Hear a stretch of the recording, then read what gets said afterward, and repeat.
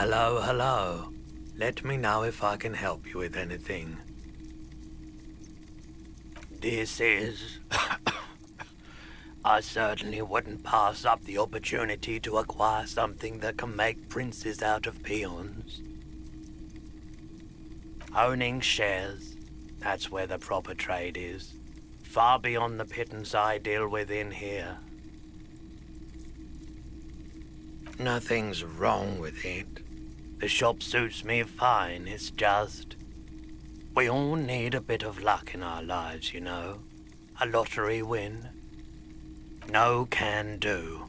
I need to make money. This is a business first and foremost, not a charity. No offense, but I don't think it would do me much good. Nothing to do with you. It's just my customers tend to be, well, they wouldn't know who you are. He's right. His customers are desperates, lowlifes, and bored browsers. They don't understand high culture. They don't want their purchases to elevate them. They just want some old junk at a bargain price. I'd be glad to trade for your shares. Let's stick to that. In theory, yes. You probably have enough to afford it all. However, I don't plan on selling up and joining the mastodons of La Delta just yet. What I can do is trade that modified streetlight over there for some of your shares. It's the most expensive item in here. The finest in interior lighting. Expensive isn't everything. And we know that light isn't even a recognizable brand. You can't exactly strut down the street and turn heads with it like you can a new Perseus Black number either. Sure it does. Not saying you should definitely not get it, but let's think about what to do with it first. Any ideas? Imagine swinging it at a ball, the distance you'd get. That's the kind of feat that nets sportsmen a corporate sponsorship. There's much to be learned in this kind of rewiring job. You could steal its secrets and make a whole line of modified street tech to sell to the public. It's up to you. If you think it's got ROI potential, then go ahead. Just bear in mind that these shares are developing into a fortune without you having to do anything. Nothing else in here carries that much value, I'm afraid. Plus, I need to make sure I still earn some actual cash for food and such. Right. Have another look at it. Really take in that quality craftsmanship. Any other questions in the meantime? A typical Martinez streetlight sits among assorted floor and table lamps. More than happy. Like I said, I value the streetlight at 700 real. You decide how many of your shares that gets me. As little as possible. We only sell shares if we're getting something of more value for them. Shares are premium goods. Think big business. A 20th of your shares is a sensible offer. Very divisible as far as numbers go.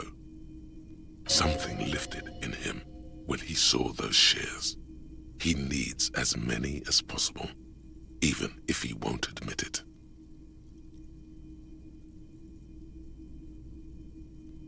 That's not enough.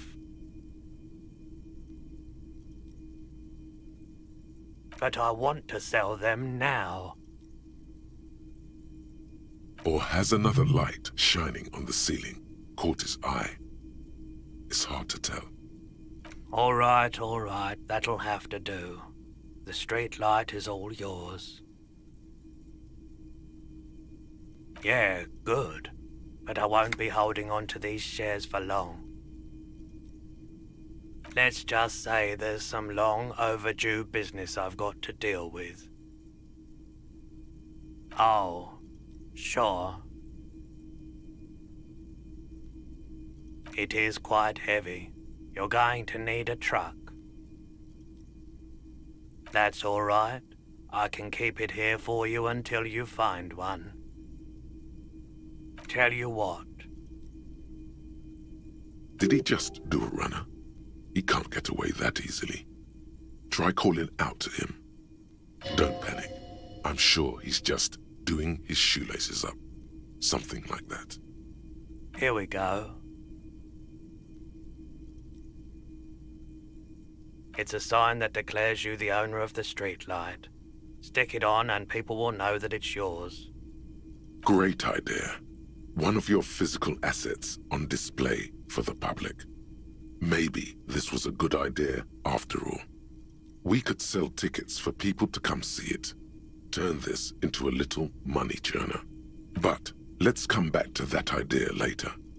There's easier money to be made elsewhere. There you go. Beautiful job.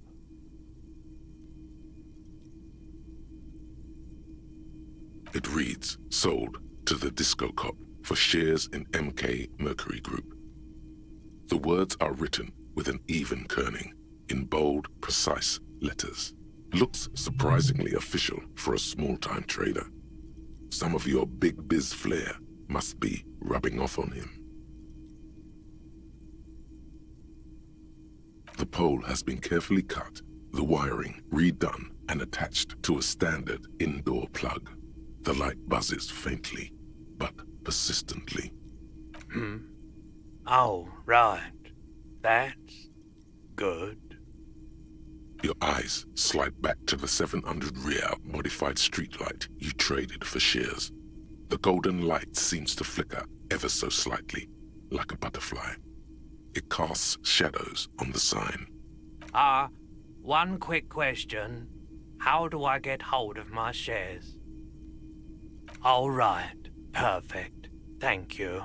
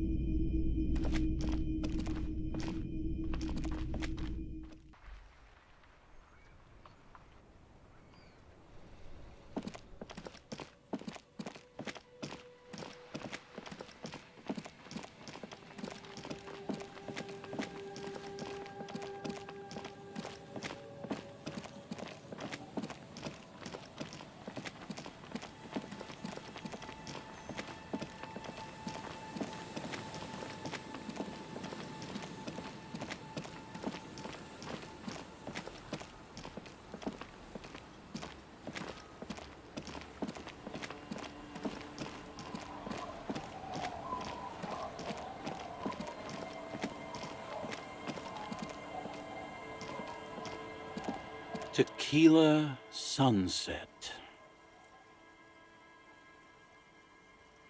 Right. A story. I've never heard. A shovel hits the sand. Magic animals? No, man, this is serious stuff. All kinds. You know, some of the first. There's no you. I'm not even sure I should be telling. Okay, there was the. He existed, or I'm too. Anyway. Apparent. But then something turned. You've got to. Now. Right. Wrong. All. Hey, apparently the idea. But the story. That's wrong. That's right. There are those. The cocaine scar. The cocaine. No. That's why. Or. No, my grandma always told me he's great. This is ludicrous. Now, my only question is, Good thing. what? For one, and second, it's just. I have to. Besides, it would. What are you talking about? You're lost. That's all right. We've got plenty of adventures for one case. Things have really turned around for you, haven't they? You've got big money problems now. Don't be shy, Tequila. Of course I'll do it. I'm your man.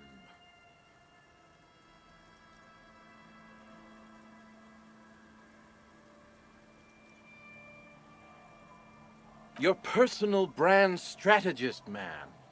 Now, I know I'm not your typical choice.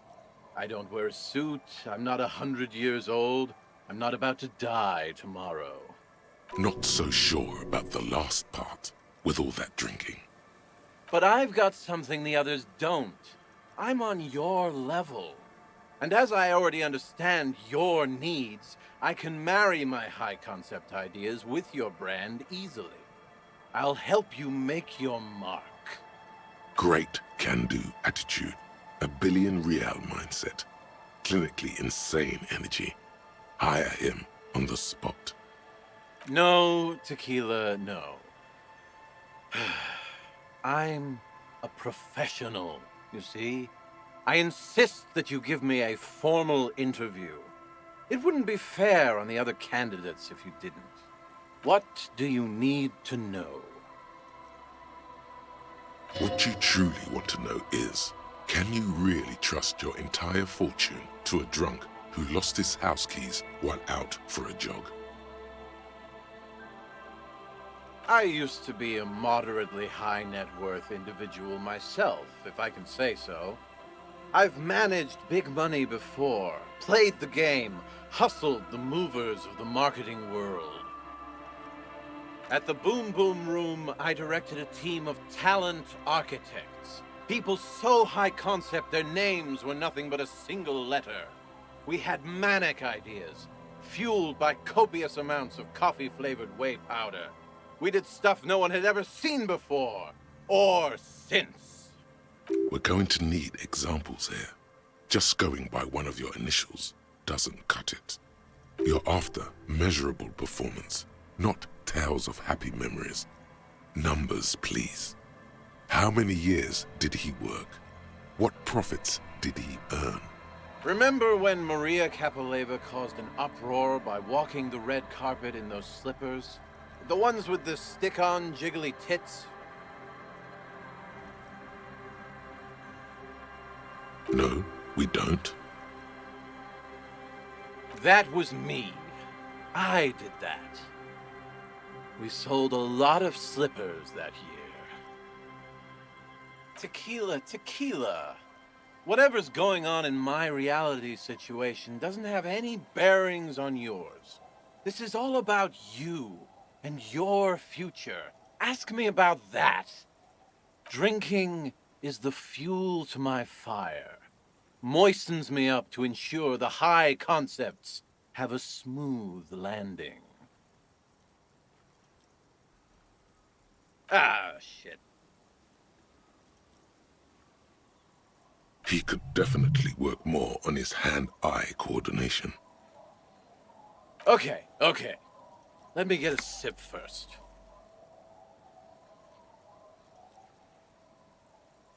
You see, net worth means nothing to the people of Martinez. Nada.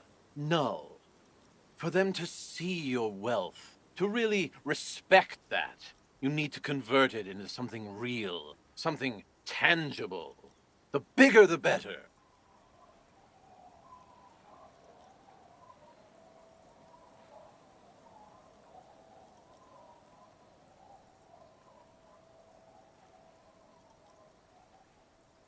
The Horseback Monument. That's the center of the district. They'd have to pay attention to that. We could get your name up there in lights. Damn thing's due for a reconceptualization anyway. You're aware that monument is supposed to look like it's exploding. It doesn't need renovating. I didn't say renovating. I said reconceptualization. It's medium concept shit is what it is. The level of conceptualization could always be higher. Yes, but what would it cost?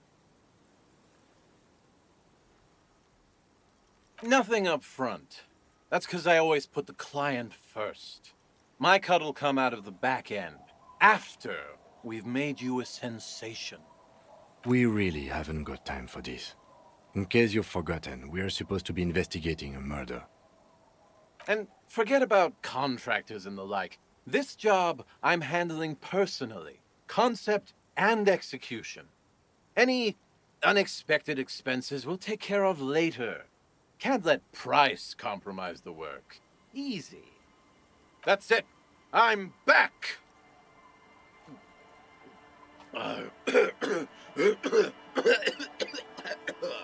Sorry about that, my friend. This isn't about me. This is about you. Of course. A chance for you to give back to the community, to get your brand out there, to teach them your name. I can already see it. Tequila sunset, spelled out in cathode rays, luminous against the evening sky. There won't be a single kid in this town who doesn't know who you are. This is a good moment to bring up his drinking. He'll get nothing done if he continues like that.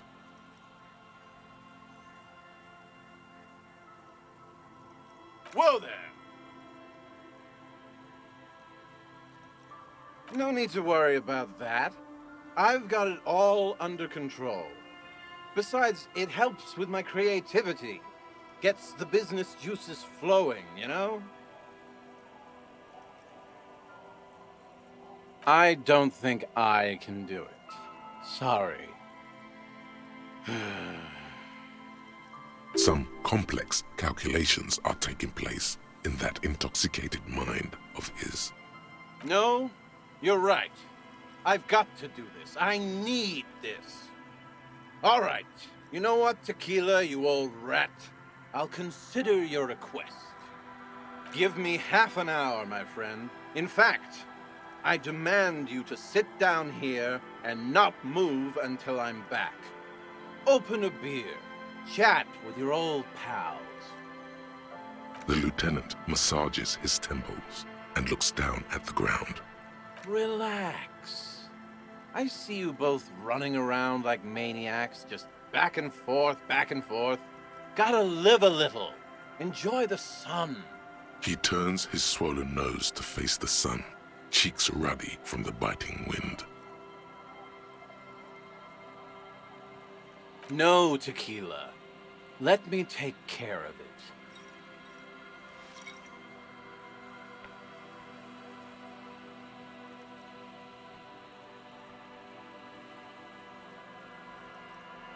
Before you know it, the man has put down the bottle, stood up, and left.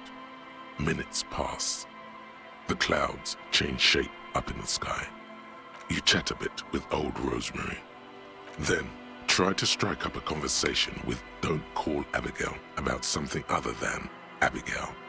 To no avail. It's all about Abigail. The lieutenant sits silent the entire time, preferring to focus on his notebook. After what feels like ages, you hear the fence creaking as if under a large weight. Look at him.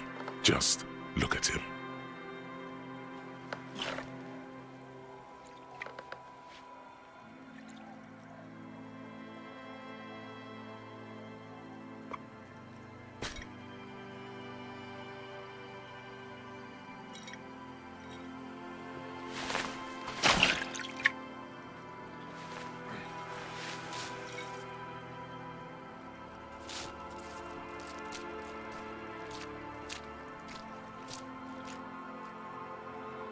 It's Idiot Doom Spyro.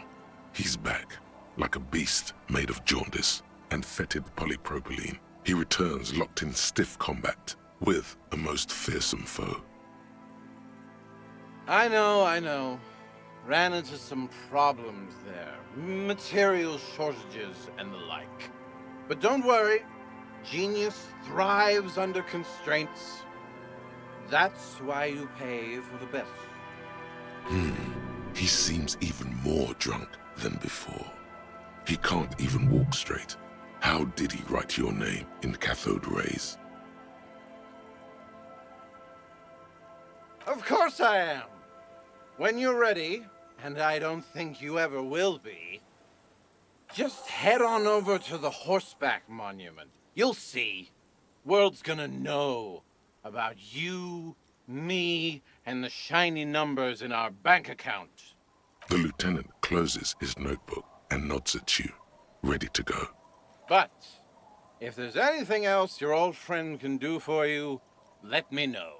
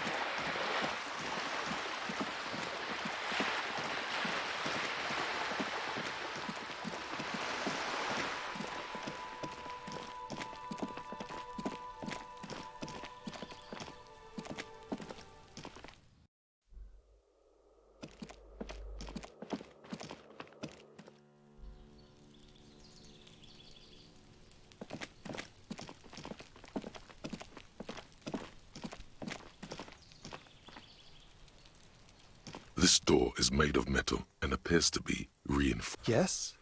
Are you looking for me, gendarme?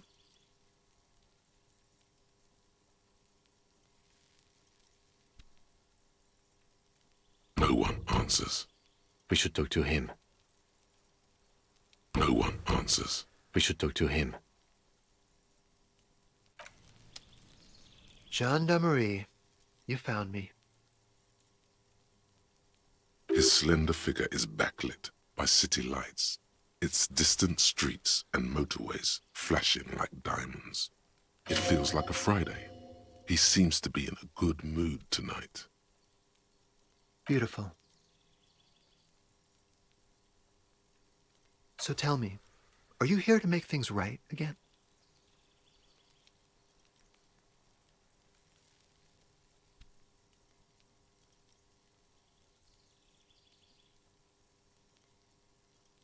Beautiful. I have some good news for you. My Sunday friend is visiting me tonight.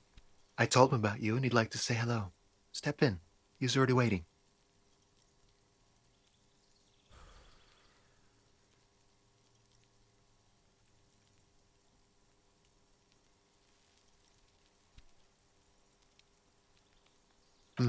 That's why I chose this place. Martinez is special, isn't it? Wait. Suddenly you are digging things? Yeah, it does feel like the end of the week. Such gentle weather. Trust me, you do.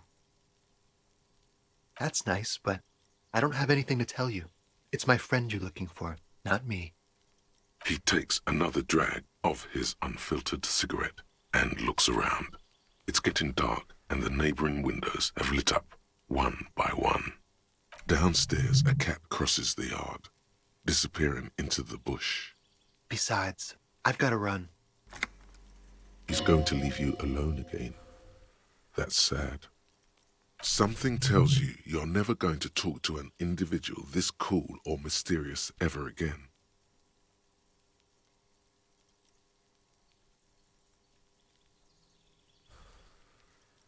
To the city. It's a beautiful night. A man on high heels stumbles out of a basement club, music blasting over the entire district. It's chilly, and as the chemicals hit his nervous system, 1,000 shivers ripple through his body. Something flutters in the corner of the lieutenant's mouth as you're saying those words. We'll talk. Just not tonight. Take care, all right?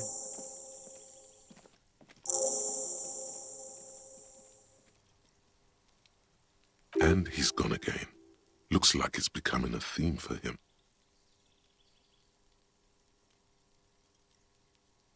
Different, of course.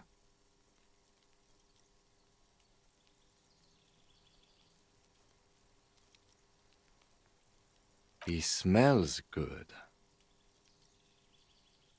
He smells good, and that's weird. He's barely holding it together. It's all he can do to keep from bursting out in laughter. Come on, detective, let's go. We've got a potential witness to interview. His Sunday friend, remember?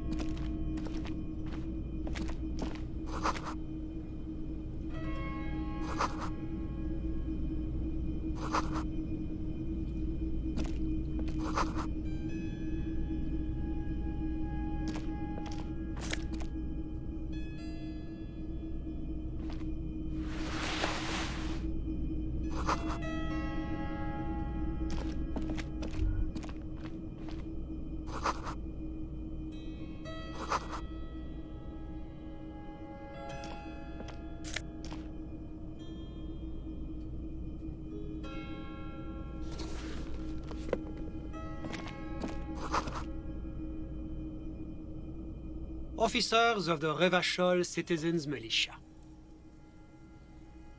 His hands are clean and well manicured. This is a man who knows the importance of appearances. My name is Charles Vildrouin, and I am an official with the coalition government.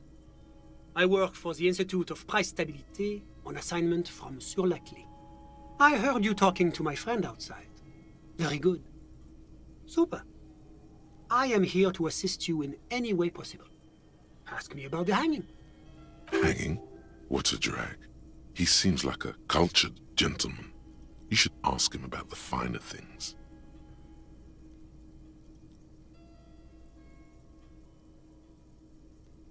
Oh, we got it from an atelier in the East Delta Commerce Center. Personally, I think it's a little culturally insensitive, but the material is great. Sadly, the shop is now out of business. That's really all I can tell you about it. The lieutenant takes out his notebook and nods to you to proceed. Ah, my friend. My friend is a good young man. His family immigrated here from Kedra, and life has not been easy for him. But he understands the importance of education. He has taken his future into his own hands, and that's all that matters. Kedra is a candidate member of APIS. But, between you and me, their potential membership is a more contentious issue. That it's never going to happen. They entered negotiations in 21, and it's been pending ever since. EPIS is a very special program developed by the Moral Intern to support certain Occidental nations. It began as a unified system of weights and measures, which proved to be a wild success. Nothing but kilograms and centimeters as far as the eye can see. God, yes. Sweet standardization. The backbone of rationality and commerce. It was such a wild success that we expanded it into an economic union for the processing of steel. Another success. And between you and me, the Moral Intern feels emboldened by this success. Emboldened to take EPIS to the next level. Why, it stands for progress and stability, like the Moral Intern as a whole. It's been such a wild, extraordinary success thus far. We are very excited to take it to the next level. A supranational political alliance. The United States of Occident. You mean Revachol? No, it's going to have transparent democracy. It's one day going to be a candidate member of EPIS, sure. Except that candidate members never become full members, do they? No, candidate members do become members. Why do we even have the whole system in place if they don't? It just takes time. Time and evaluation. But we were talking about my friend here, not politics. How did any of us become friends? Bad things happening on the Insulindian Peninsula? Oil platforms ablaze in the night? Civil wars lasting for years? Finally, the international community is forced to step in. Au contraire, it's how millions of people end up where they are, meeting the people they meet. It's how I came here, and my friend too. Sorry, who? But I told you, officer, he's a bright young man here to pursue his education. Education is the foundation of our future, especially the arts. It is a cornerstone of our civilization. Officer, you have to understand. I can't give you his personal information. I'm sure you have your own methods and databases, right? Please don't put me in this situation. He's deeply enmeshed in the study of the fine arts, yes. He's a truly free spirit. He likes all the arts. Perhaps graphic design, printmaking, who knows? The world is open wide for a talented youth like him. I'm just enjoying the view. We're old friends. Nothing's taboo between us. He comes and goes. I'm sure you'll see him around. He's very active. I'm all ears, officer. The coalition is only looking out for the price stability. Inflation is a killer, like a heart disease blocking the normal circulation of the economy. It must be controlled.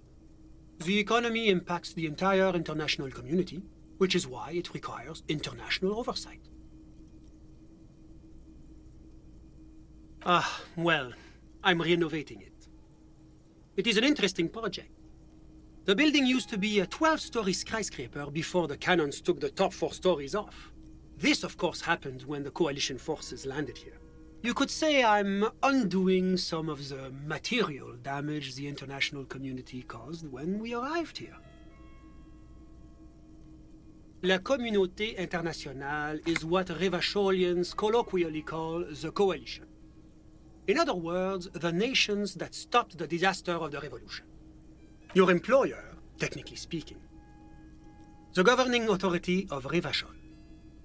The RCM is but one part of this provisional administration. Yes, as I said before, I am a commissioner from Sur-la-Clé working for the Institute of Price Stability. This is one of the main projects of the Moral Intern. Wait, there isn't actually an Institute of Price Stability, is there? Or maybe there is. God, it's impossible to understand whether someone from the Moral Intern is joking or not. What's there to say? Sur-la-Clé is a modern, urbanized country that measures very high on the Human Development and Freedom Index. Mostly, though, it's known as the executive heart of EPIS. Moreover, it is a great sponsor of less emerged countries. Revachol is only one of its many darlings whose progress it supports and cherishes. Darlings? That can't be an official designation. Oh, yes. Sur-la-Clé is mega benevolent to its darlings. What is it about this benevolence that makes you break out in sweat and want to run for the hills? It is the most important thing. It's the central goal of any sound monetary policy.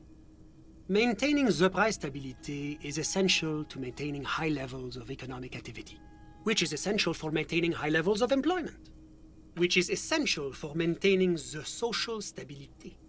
Basically, it makes sure the price of bread doesn't change. Précisément. Too much inflation, bread becomes too expensive. Too much deflation, it becomes too cheap for bakers to produce. That's why the Institute of Price Stability works to keep inflation just below 2%. But not too far below, no. Too below is also bad. Below, but close to 2%. The coalition believes in the importance of informing the public about the benefits of the price stability. Transparency is one of our principles. Would you like an informational pamphlet? A sound monetary policy is essential for addressing uncertainty. Stability is the raison d'être of the Moral Intern. It's the reason why I identify as a moralist. But oh, I don't have my leaflets on me today. That's too bad. You can always call our information line. Making information available is part of the Moral Intern's commitment to transparency. It's the international organization for moralists, hence Moralist International. The Institute of Price Stability is just one of its many mind babies, as is the coalition. Doing one's job doesn't automatically make one anyone's bitch. Besides, there are more nefarious powers to work for than the Moral Intern. But of course. Well, do you value freedom? Do you believe in a normal, stable world governed by democratic values? Me? You've managed to catch the lieutenant off guard, but only for a moment. He quickly recomposes himself. I'm a lieutenant of the RCM, dedicated to maintaining law and order in Revachol. A very moralist answer.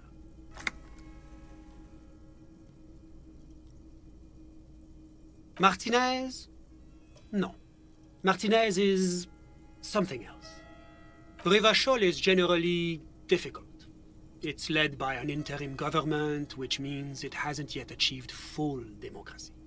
But they are working towards it. You're all doing very well here. relatively speaking.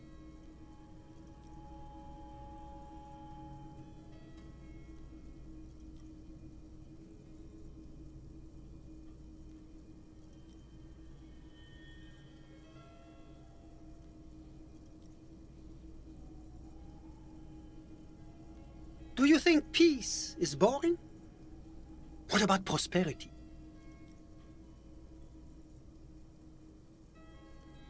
I agree. And we as an international community should strive to bring this prosperity to every kid on every isola. The smile he gives you is straight off a campaign poster. The kind of smile focus group tested to appeal to the most gullible swathe of the electorate. Now, enough of this delightful political interlude. Was there anything else you wanted to ask? Whatever you wish, officer. I'm sorry to say I did, officer.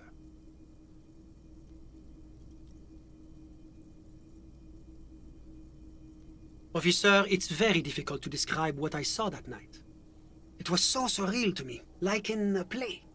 He holds out his hands and blossoms his fingers, like a drama teacher setting the scene.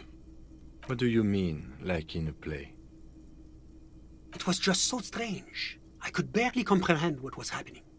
I was on the balcony when it happened, getting some fresh air. I remember that first they came in, carrying what looked like a body. And then I saw all the surrounding windows go dead, one by one. That's when I understood. I should not be seeing this. Sounds like the victim was unconscious, or at least incapacitated. Interesting. I couldn't tell you exactly. Less than 10. Maybe 8? I couldn't see their faces well, and there were quite a few of them. But they were very loud and very Martinez. Let's just say that the laboring classes can get rather expressive with their profanities. I went back inside. Yes, back inside. Keep yourself safe from the killing. Were you able to see anything from inside? Officer, the yard was pitch black. There was nothing to see, but I could still hear their voices. They were threatening to kill that poor man. All men, I presume. But again, I couldn't see very clearly. I believe they were mostly white, though I believe I saw 2 Areopagites among them. And I am quite certain that one spoke with a Mesk accent. Well, that's the strangest part, officer. Nothing happened. It was oddly quiet for a public lynching. Eventually, their shouts died down, and that was all. There were no gunshots, no celebratory shouts, no anything. You're right, of course. That is what one is supposed to do in such circumstances. I was simply in shock. I'm afraid I don't have anything else to add. About what time was all this happening, approximately? All I can say is that it was late. My watch. Yes, now I remember. It was 30 minutes past midnight, give or take.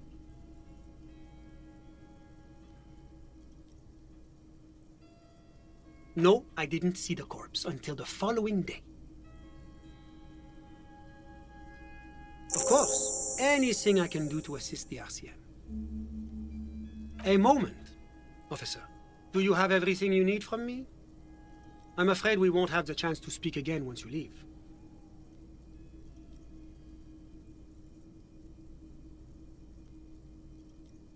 It's against diplomatic best practices for an official in my position to be discussing murders with local militiamen. And I'm pressed for time. After you leave, I should be leaving as well. That's not the real reason he's so apprehensive. Men in his position shouldn't be seen loitering around in underprivileged young men's apartments in the middle of the night. Sure, go ahead. It's a beautiful space. Let me know if you have any further questions. Was there anything else?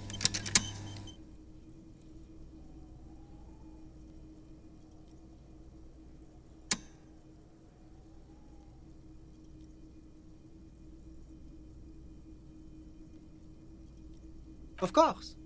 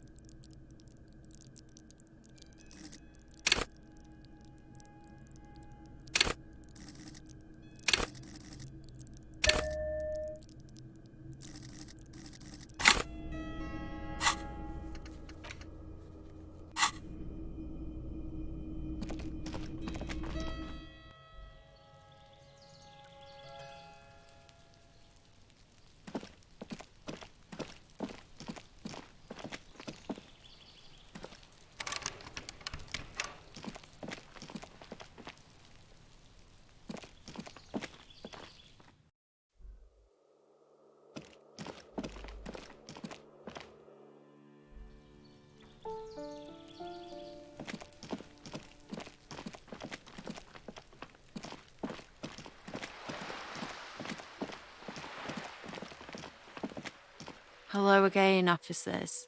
Have you...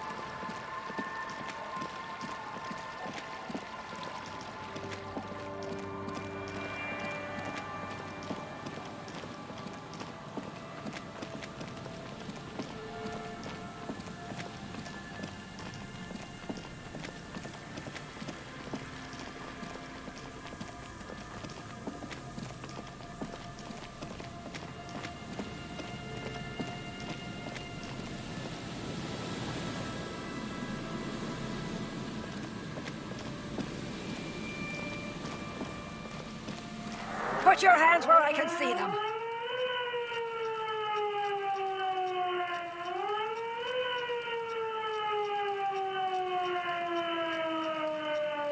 Show me your hands. This is the pigs. Show me your hands. Right now! Show me your hands! Right now! Scavenged, battery-powered police lights protrude from her back. The flickering light show reveals a gun in her shaking hand. Her hand is trembling from some sort of neurodegenerative disease. Madame, please drop the firearm immediately. You shouldn't be here. Something's very wrong with her. She's completely out of control.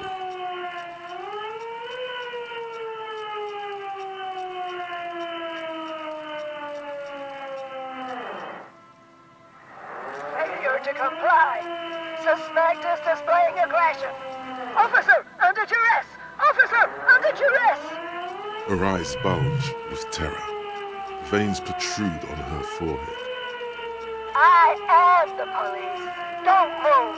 Don't move. Hands on your head. Suspect is armed and dangerous. Suspect is on the loose. Suspect at large. Officer, administer street justice at our own peril.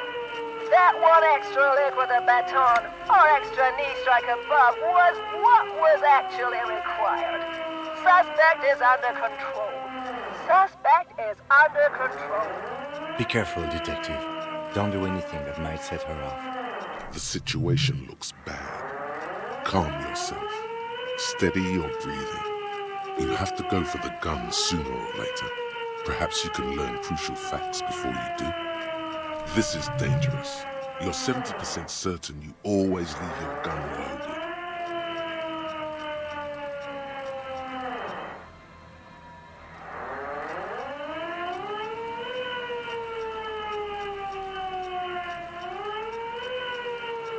It's the goddamn police, shitbag! On the pavement! You're under arrest! As she waves her hands, you notice familiar-looking ampoules and packets sticking out of the mountain of police gear on her back. Medicine or drugs?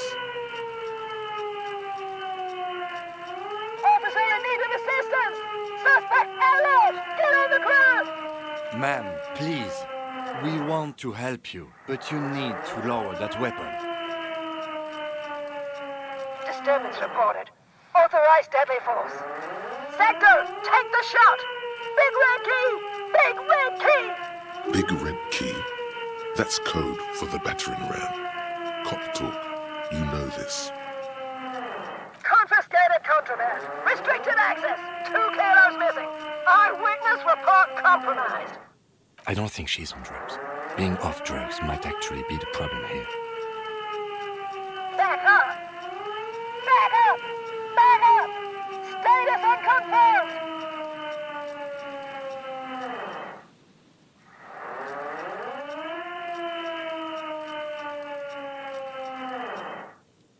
No.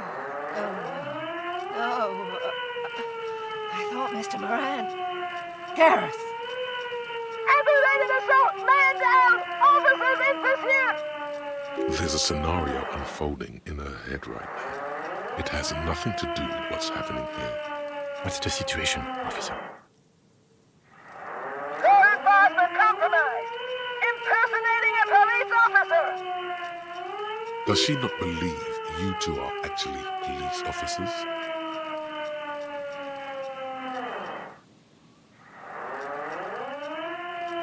License and registration! License and registration! Come in, dispatch!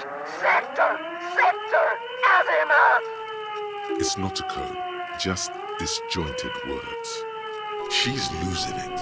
One twitch and there would be blood. We can't leave. The delirious civilian is pointing firearm at us. Your firearm. You need to solve this.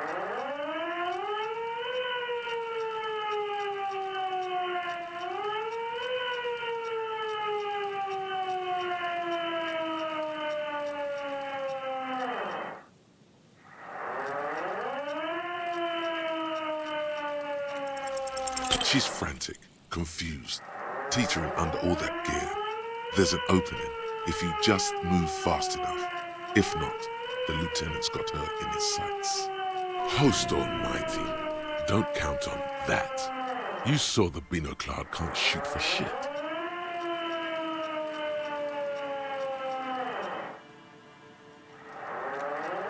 Sure, you're you, but how do we end this?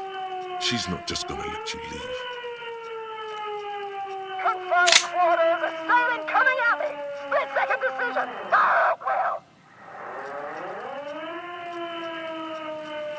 In your peripheral vision, the lieutenant releases the half-squeezed trigger. God, I almost blew her head off. What is this? This isn't police issue. Police weapons have bullets. This isn't real. Police guns always have bullets. What is this? Why did you sell me this? Grab the gun, right now. This might be your only chance.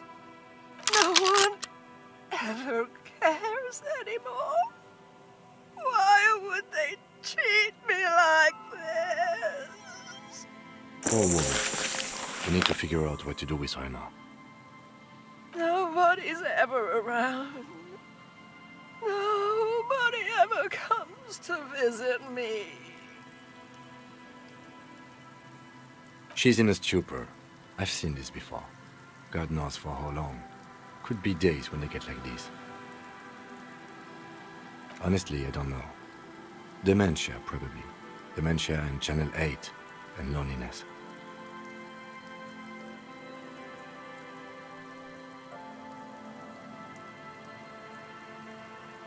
Could be.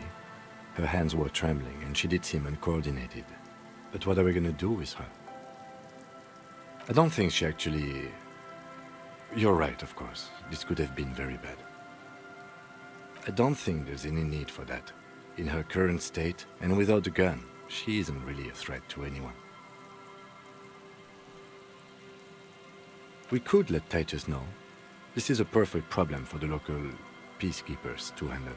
They might even know her family.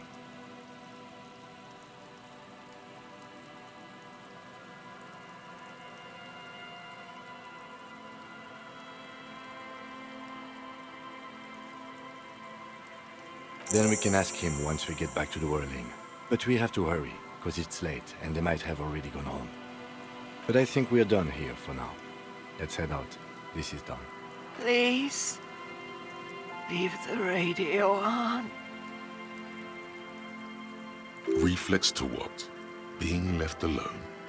She stands motionless, just a heap of clothes and fleshes now. Maybe if you search her once more. The woman stands slumped. She looks catatonic under her mountain of RCM paraphernalia. Is one of those things a police cap? There were narcotics in there too. You're thinking of taking them? Do. You take the vial of Pyrrolidon and the bottle of speed as evidence, obviously. She didn't consume them. She didn't look high. She confiscated them, a little like you are doing now. You're taking those, are you? Listen to him, for once.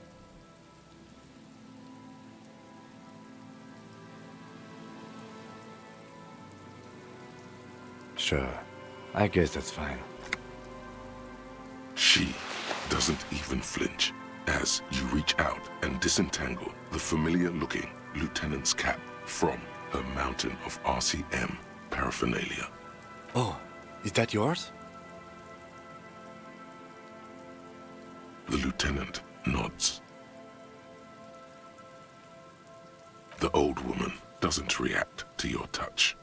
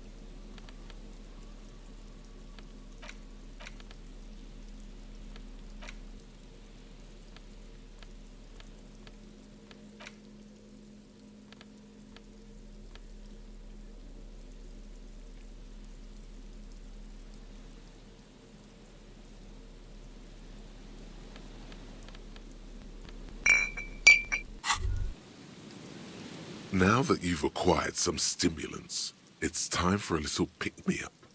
Time to detect. See? That's your problem. A lack of confidence. Speed can help you with that. And, Kim, it can help you with everything. It will make you into more than that. A mega cop. This is your modus operandi. This is how you've done it for years. It's not ideal, no. But you need the zeal. Let's face it, you're never going to finish this case without cheating. This is so unprofessional of you. Think you can ignore this? Your moral compass telling you to sniff it? Guess again. You be back here soon. You'll get the chance to choose more wisely. You've passed up your chance to start using speed for now, but don't worry. The option to use it becomes available again in 1 hour.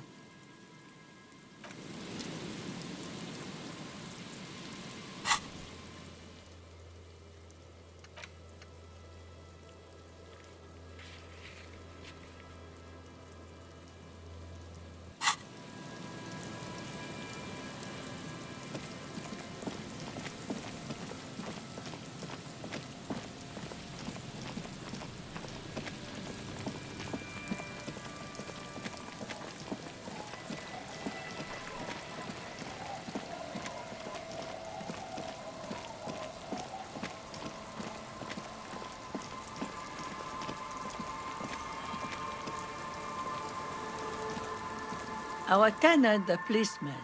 I hope. It's getting late, and it's raining. Time to call it a day. Good night, officer. Hey, Moneymouth. Eendrak. The bed is comforting, if a bit run down. Still, you've earned a rest. The bed underneath you is soft, if lumpy. Waves wash the sand underneath the hut, then grow distant to your ear. In the quiet hum of the organic heater, you fall asleep. Like a deftly cast fishing net, sleep pulls you out of the world and into its dark shore. The rough mesh chafes, tightening around you. It digs into your brain. How have things been going for you out there?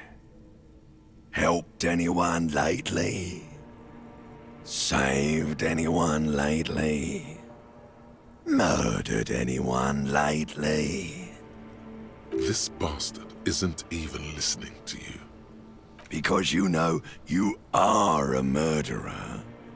A disco music listening psycho killer who offs poor people. And then forgets about it. Hear that? He doesn't even flinch. Iceman doesn't care about killing people. That's nothing to him. Blackwater, under the bridge. The thing he's really scared of is much, much worse than that. Don't tell him, sister. It's too bad. They're right. This is their function. To keep you from it. We're trying to help you. All these processes, these tortures, voices and tremors are all just distractions, flares and countermeasures to keep you from the last dream. The worst of them all. The last dream will be total annihilation. Cinders peeling off the fuselage. We won't be there to help you anymore, Harry. We will be dormant. You will be naked and alone. In hell, an ancient sadness, brother. 10,000 years later, in front of the video rental, there is a warm breath on your face again. Everything is okay again. Everything is so okay. Your eyelids flutter open for a moment. When you close them again, you sense the light of the room around you. You're back. In 2 seconds, the alarm will ring. The last thought in your head before waking is, maybe you shouldn't have seen that stained glass window in the church.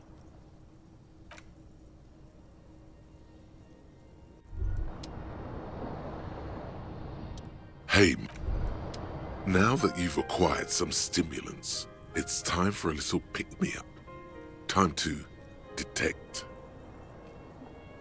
You raise the bottle, close a nostril, and inhale furiously. The rush is almost immediate. It tastes bitter and caustic and stings a bit inside your nose. Now the taste is slowly receding into your throat. The rush is growing in intensity, your little heart pounding like a bird in a cage. A sweat breaks out across your brow. Your jaw clenches. You could work with this high. Like, literally work. Solve the case. File some papers. Maybe clean up your hostel room. Then solve another case. Then start a side investigation into the paranatural. Then build a radio computer. Whoa, this shit is strong. This shit is disco. To this, you kidding? There are downsides to not being on it. There are massive downsides. It's a potent neurotoxin. You're turning yourself into a frayed idiot. Spring.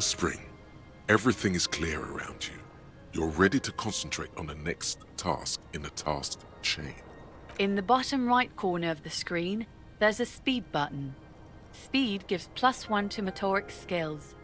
Perception, reaction speed, hand-eye coordination, savoir-faire, interfacing, and composure. This is good before a white check, but damages your morale.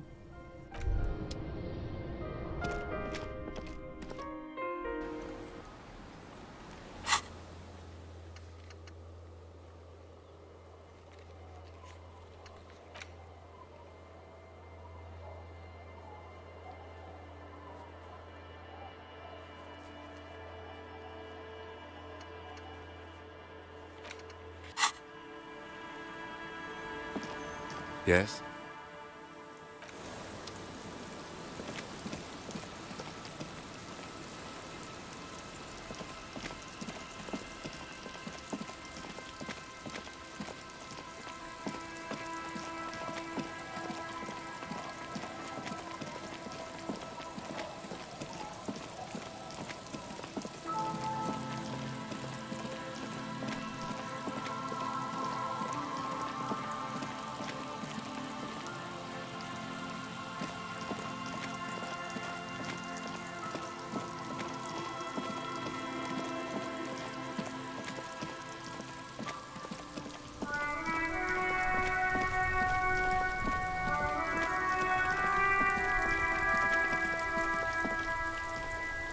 The worn and beaten.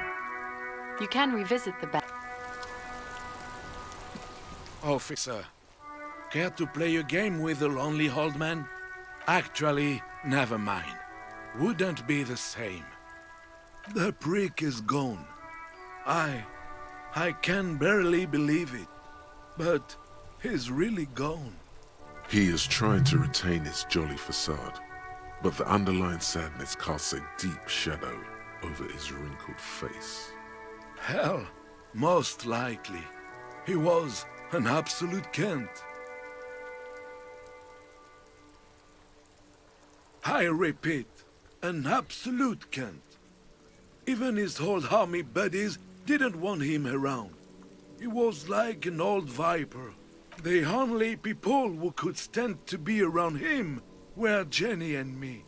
She saw something in him when we were just kids, and she never lost sight of it. And I thought if the most beautiful being in the world can love him, then there must be something worth holding on to. We've hated each other our entire lives. So much, in fact, that... Yes, I loved that angry prick. He didn't deserve it, but I did. You know what his last words to me were? In Guillaume's time, you'd have been shot without trial. That's what he said to me. He lived a cunt, and he died a cunt. Let's leave it at that. Let me see. This was 60 years ago. We all went to that parade. Young René looked so happy, and Jenny... I'm sorry, officer. I just... Thank you. Thank you for this little memorabilia. It really means the world to me. That was nice. A small thing for us, but invaluable to him. He probably didn't even know René had the photo. His hungry little heart finally gave out. The dock workers found him in the guard booth this morning. Wasn't even supposed to be working for another week, but he just had to prove how tough he is. Wait, did he push himself to prove he can pull his weight and doesn't need handouts? Guess he was about to head home, 'cause when the dock workers found him, he was wearing civilian clothes and not the Kuketu uniform I saw him in all the time. Sometimes I thought he was wearing it just to piss me off. Now the joke's on him, 'cause he's gonna be buried without it. That means the uniform could still be in the guard booth. Something to keep in mind if you really plan to give yourself to Revachol. No. René was the most stubborn man in Revachol. Nothing you or I could say would ever push him to do anything. The man was completely immovable. He has doubts, but right now, he just wants to move on and not think about it. Yes, we are both very sorry for your loss. It is what it is, part of life really. But to know someone for 79 years, then one day they're just gone. I just don't know anymore. About anything really. But you must need something. Yes? What about René? Yes. It is what it is. I just don't know anymore. Everything, really. I probably knew him better than... You meant the teacup in the tree, didn't you? I don't know anything about him. Teacup? Oh, because of the ceramic armor. Clever.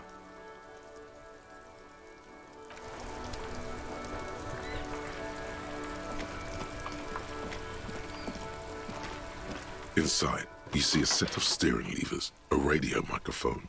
This is Precinct 57. How may I assist you? Yes. The armor was produced by Fairweather in their facilities in Bétancourt, sur la Clé in 42. It was part of a special order for Corps de Pharmacie, a security firm contracted to protect the interests of Oranese pharmaceutical companies in the Seminine conflict. So, it seems the armor went to Seminine. That's where the paper trail ends, though. Even the firm has proven difficult to track. Corps de Pharmacie has been renamed several times over in the years since the armor was issued. Yes, that is the most recent name the ICP has been able to connect to the CDP. And the one before it was Downwell. I also have one called Sediment, but I think that might be a different contractor. No, they work called Sediment. And Somatosensor, it seems. All that during the last 9 years. A suit of armor like this would have been manufactured with a particular person's physique in mind. You should ask for whom this suit was fitted. Yes, but the ICP tends to be reluctant to share private sector records. I could try to talk them into it, though. Sure. Call back tomorrow. Hopefully I will have more information for you then. Not yet, but I was able to convince the database people to share private sector information. They promised to get back to me by tomorrow morning. Do you have any other questions? 57's over and out. In the cabin, you see a set of steering levers, a radio.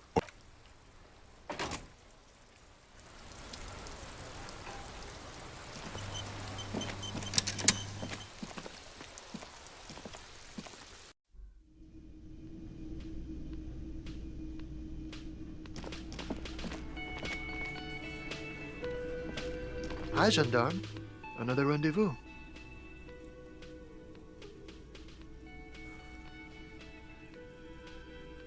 Hello, hello.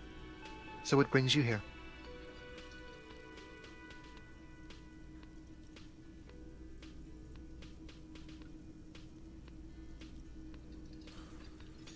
You did? And how did you like him?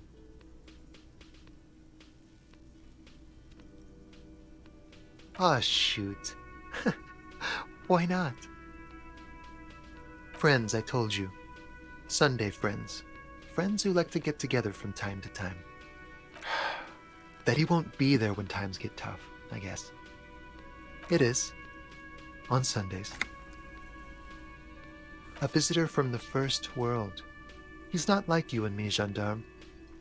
He can always return. To his opportunities in Occident, sur la clé. Still. His coming and going brings some life to the village. Or is it just money? I don't know. He has keys. And he likes the view. To the sea, I mean. What about me, gendarme? Oh yes, let's see. He knocked on my door a few days after the lynching. I think he was going through the entire building, asking questions. Yes, but he was speaking to someone on his earpiece. Yes, you know those tiny speaker microphones that fancy security guards sometimes wear. Just reporting back whatever I was telling him. Nothing. That I didn't see anything.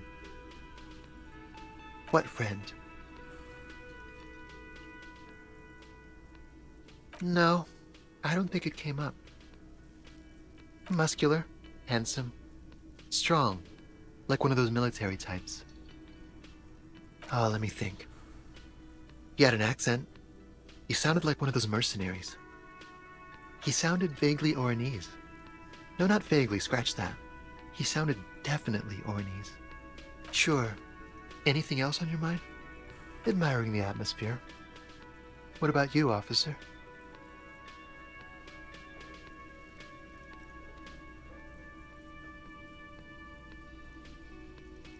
Really?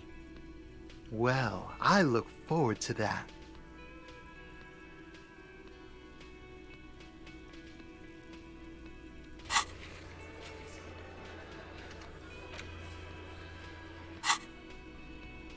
Bye-bye, gendarme.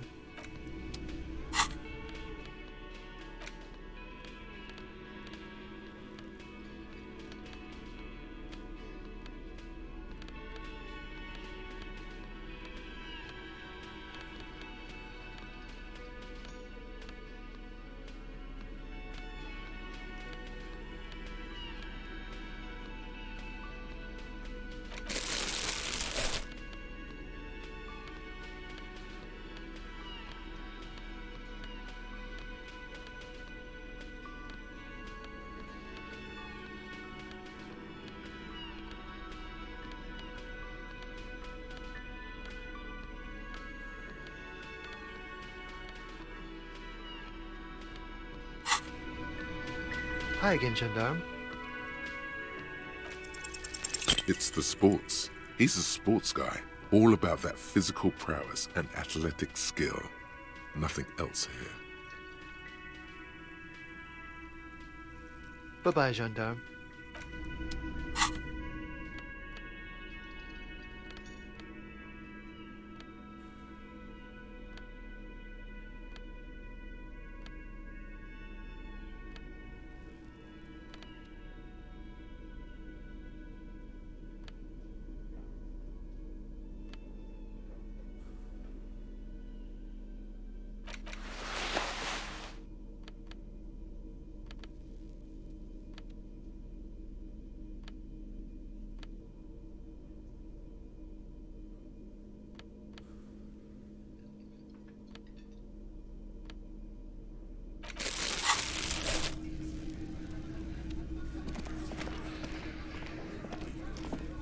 I've got nothing to say to you. Look, the insane police officer is back.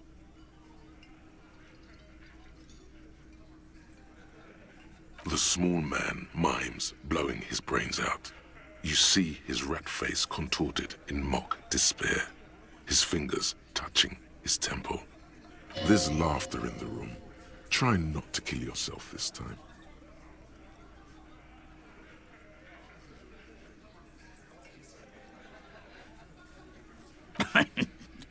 What's that, Copper? You want us to help little old ladies now? You're local law enforcement, aren't you? Helping troubled civilians should fall under your jurisdiction. Yeah. We'll send someone out. Who is? Wait. It's the pigs, isn't it? God. Poor lady. Don't worry. We'll handle this. I think she got some family in Courant or something. Bastards left her alone when she got sick. We've been getting complaints. Hey, wasn't Everard's B team looking for her the other day? They said something about her, I don't know, finding something? Yeah, I think you're right, Gene. She have something of yours, Pig? No? Well, whatever then, Copper. No. They totally said what it was. What was it? Anyone remember? I don't remember. I was fucking drunk. Let me know if you figure it out back there. Now, anything else we can help you with?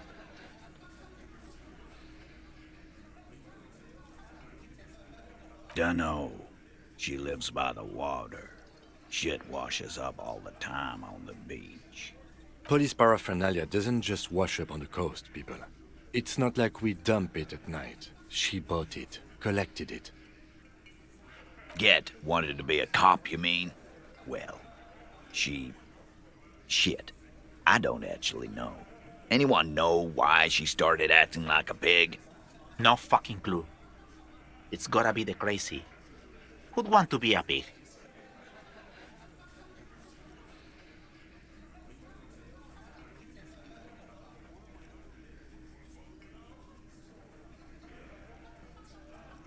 No, I didn't. Because I'm not fucking stupid, Polizonte. Yeah, Carl. That's some pretty fucking weird shit to say. The pigs level weird. But whatever gets you through the day. Wows, like before. Just an old lady. Her kids moved away years ago. Never come to visit. Never took her calls. She gets out every now and then. She did right by lots of us when we were kids. Always was a little off, but still. Us kids? That must have been ages ago. She was better then. The children kept her together. Auntie LaPlante, we always called her. Something LaPlante. Marianne, amigo. Fuck you, pig. What the fuck you are playing at, huh? Easy, Al. Don't let him get to you. Have one for Auntie LaPlante, huh? Don't disrespect Miss LaPlante, Copper. She's good people. We all get a little crazy sometimes. No problem, old cop man. We take care of our mentally ill here in Martinez. Ain't that right, boys? Sure enough. We're the real heroes on these streets. A witness? You ain't got shit. The locals would never come to you with this. That's just cop tactics, Titus. Next, he's gonna tell you one of us already roll on the others, and is in witness protection. Well, let's hear it then. Who is your mystery fella? He's not alarmed by the sudden appearance of a witness, but he is surprised. This goes without saying, but nonetheless, don't give out his name.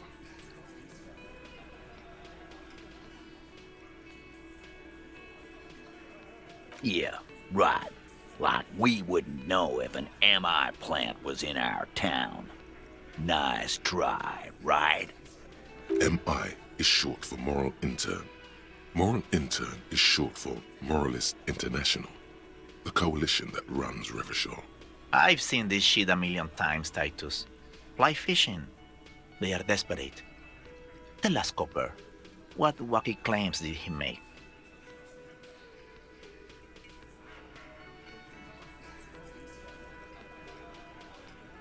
Arabagite? Boss, I think he's trying to say me and Theo. Well, yeah. What is confusing you? Eugene, Theo, and Elaine were there too. I already told you. We were all there. Those flaccid MI cocks with their culture language. Everything's a surreal play or sublime whatever. Doesn't mean anything. It means the whole scene was long and drawn out, like it was from a film. What is this fella's problem? Sorry we didn't make it more action-packed. It wasn't the first thing on our minds, you see? Shanky. It's Shanky, right? I thought there's something wrong about the lynching story. Now I know there was. You don't know shit. I know you are lying, Shanky. It's you assholes that feel the need to go around like a fucking brass band. The Hardy Boys are dead silent. Yeah, it's like they put cowbells on you before they send you to the streets. What's with the cowbells, policeman? They're avoiding having to answer this question.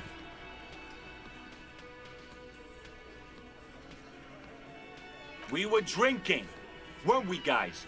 I hit the bottle hard. I was drunk as fuck. Right, I'm convinced, Glenn. Nothing off here. Just a regular hanging. Bullseye. Glenn looks around uncomfortably. The lieutenant hit a nerve. Some witness. I pulled the same shit. Came up with some shit, then went and said it to people. Get a reaction. Don't have to go to cop school to try that. You don't have to go to school for shit. I never went to school, and I'm doing great. You're doing a hell of a job, man. Hell of a job.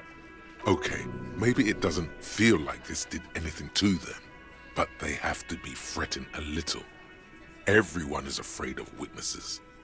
Witness is a scary word. So much bluster to hide the fact that they're uncomfortable with you having this info.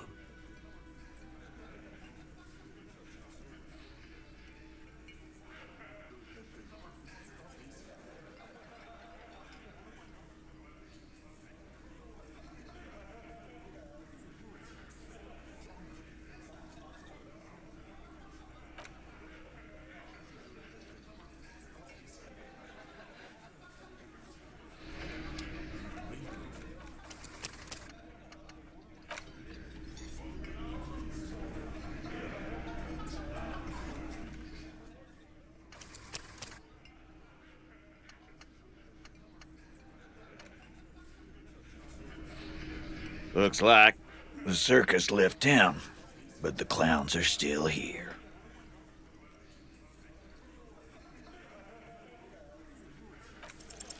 You have so many bad options ruled out, it's insane. There is no way in the world you won't do it this time.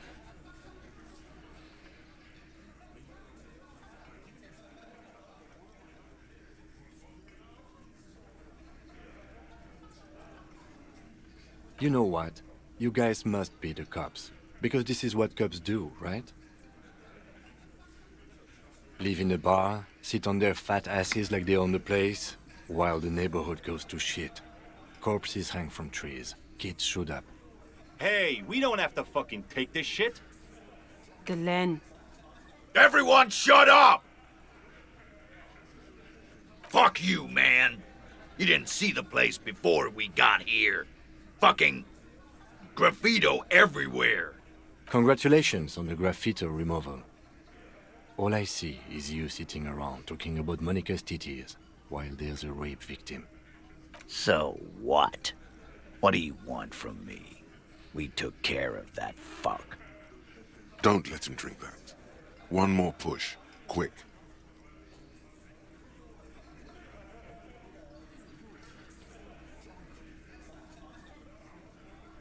Titus? She stops mid-sentence. That's it. You got him. He's going to give it up, but on his terms. You want to talk to her, cop? Fine. I'm gonna let you talk to her, but you treat her with respect. If you don't, if you question her, Harass her. A freight train of pain, buddy. What is her name? Glacia, I'm on due. She's staying here at the Whirling in Rags. A real pretty one. Silvery jumpsuit, blonde. That's I'm on due with an O-U. Shit. The girl. The girl upstairs? That can't be her. Remember what you said to her? You told her you want to have.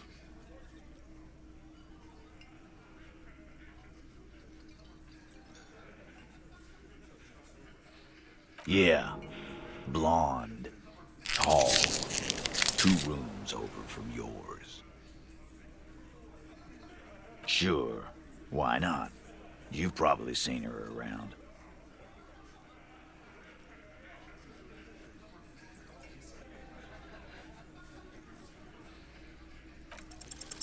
You inexplicably add cool after the victim's name, with your eyes bulging like some wild beast. Your fingers are fidgeting and sweat starts forming on your brow as Titus looks at you oddly. I don't understand what's so cool here. Nothing. We just have a few more questions. Then we'll be on our way. Calm. Normal. Try to forget this little hiccup.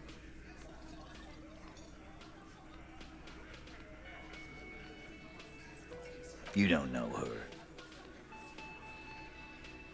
Good boy. I know her. How well do you know her? A small twitch in the corner of Kim's mouth. He has a hunch about what knowing means. Well enough, Copper. We partied. She's been here for a few months. He tries to make it sound real casual, but the muscles on his neck tighten. You mean Revachol? Nah. Our Miss Aranye disco dancer is an immigrant, or a drifter of some sort, been staying over here over the winter. Don't you give her any more trouble. She's just had some bad luck, that's all.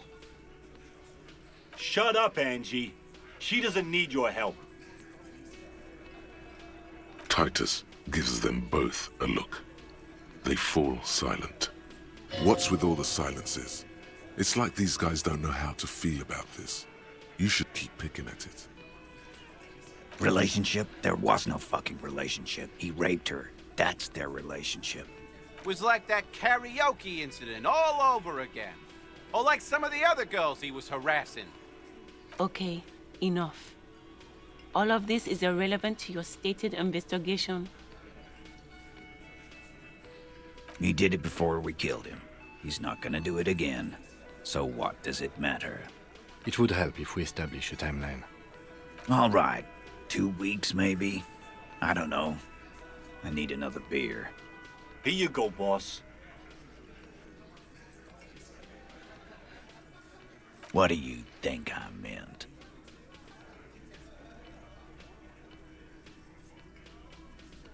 Yeah, tons of it. All the songs. No, we just fucked. That's all. I'm not gonna give you any details if that's what you're after. So put your dick away. He really went out of his way to seem comfortable with this topic. That's all you're gonna get for now. He's doing a good job here. A commendable performance of I don't give a shit. Remember what I said. Freight train of pain. Again? Yeah.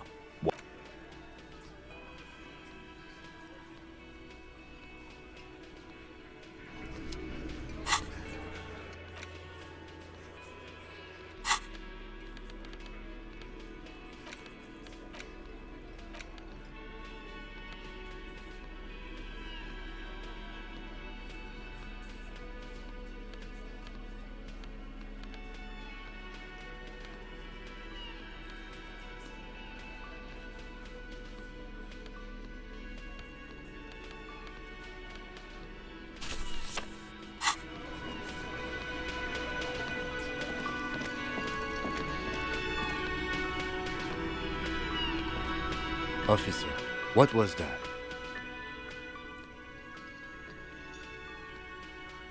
You looked strange when he mentioned the assault victim's name.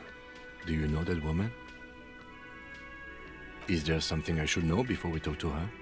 Whatever you do, don't say the first thing.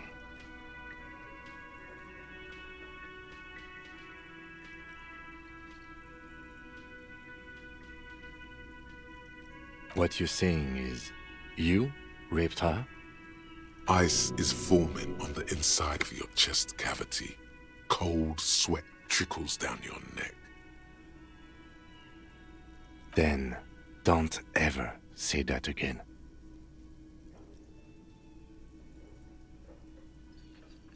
What else? Understood. You were not in good shape on Monday. Okay, that's manageable. Understood.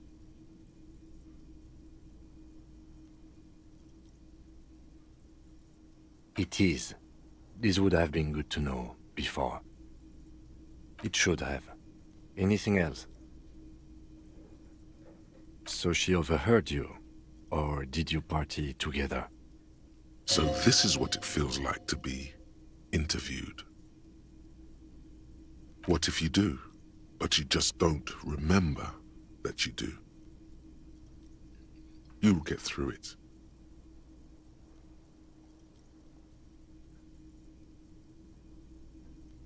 Anything else?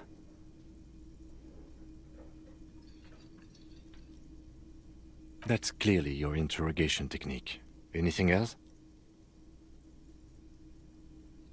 We'll be all right, Lieutenant. This is nothing.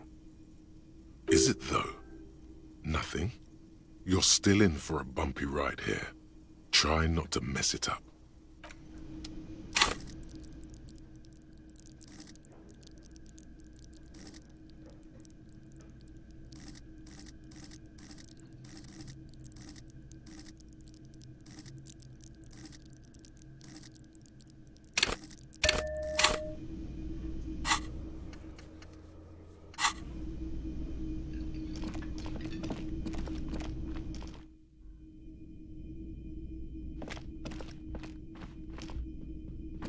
The door is closed. Who is it? Tired. Controlled. This is the police. Can we come in? Come on up. The door is open. I'm drying my hair. Sounds like it's coming from upstairs somewhere. You could snoop around before going up.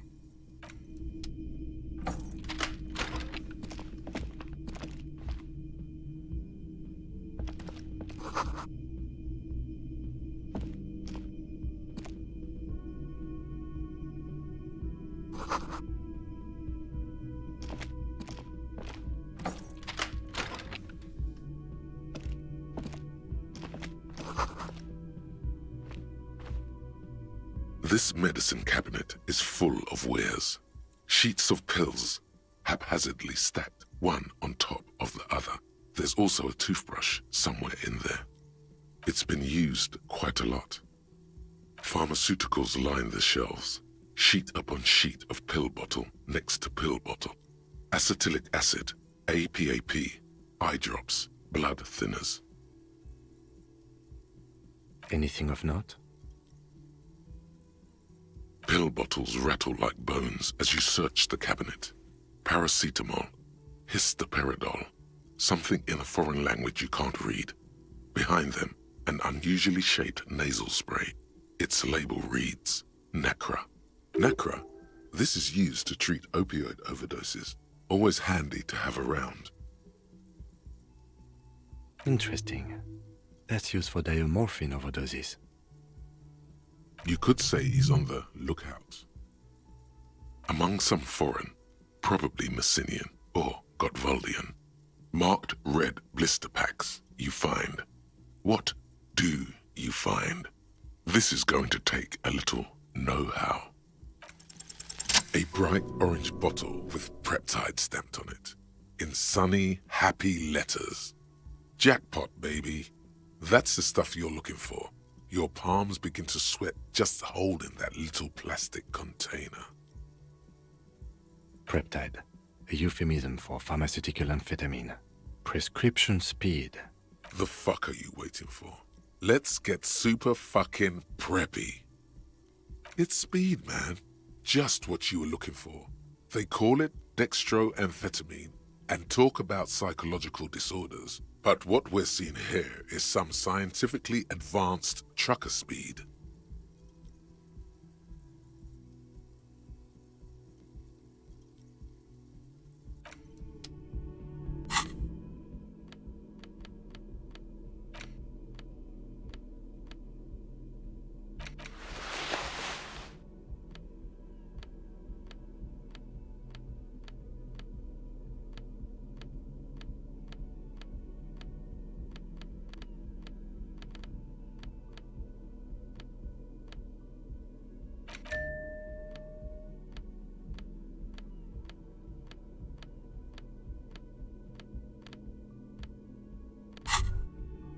As you fold your fingers into a fist, you realize you could knock anyone out with one punch. The white ceramic gloves wrap around your digits comfortably. Your movements cause tiny little clicks, like dice rolling somewhere far away, as the plates reorient to your motions. The hardened vitreous enamel, at once sleek and voluptuous, adds a glow to your cheeks and a spring to your step. Just imagine what a full suit of this stuff could do for you. You really do feel more confident. Invulnerability does that. Even partial invulnerability. Certainly, but you may want to hold on to the armor you have for long enough to properly analyze it. Figure out its vulnerabilities. Remember, this is a highly specialized kinetic redistributor meant to stop bullets. Wear it. Observe its properties. See if there's a weakness in the design. For the day you have to fight someone covered in the same material. This medicine cabinet, there it is. The orange sun wearing blister pack. You feel almost nostalgic for it. You dropped it, smack dab in the middle of the floor. There it is, orange as the midsummer evening sun, or the lieutenant's bomber jacket. Wow, that's unbelievably orange. Anyone can see that. It's practically effervescent. The lieutenant tries to keep his eyes on the door, but the peptide bottle sounds like a rattlesnake. It's basically a percussion instrument that you're stuffing into your pocket. Who cares, man? Who cares what the stiff thinks? You got it. Here comes the afterburner. Just put it in your sweaty little hand now.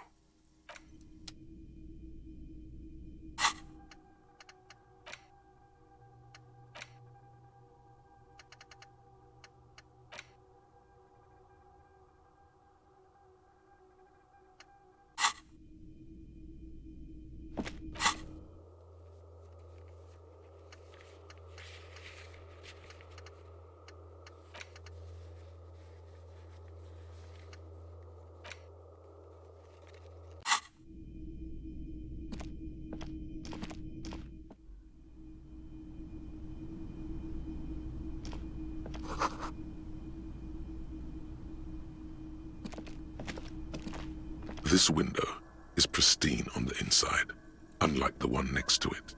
Light from the desk lamp reflects off the glass in an untarnished golden halo. Smooth as ice.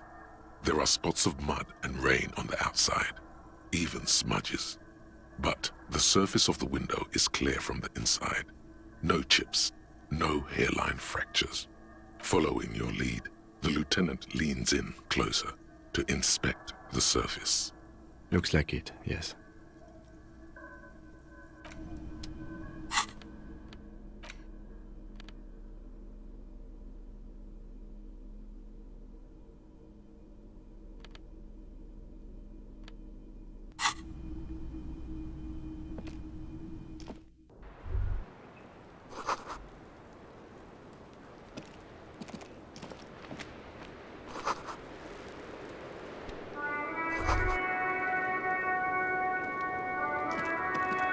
The same small, heavy door.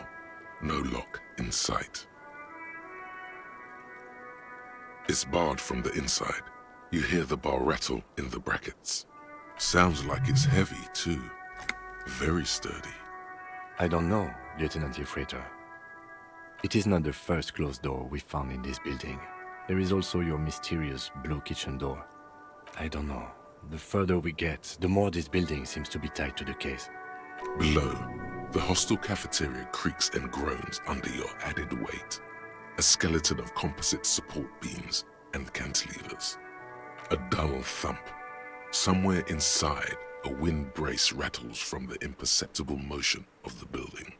The vigilantes, the cadaver, and a number of people connected to the case are in or around this building. This door is part of it. It's not unimportant.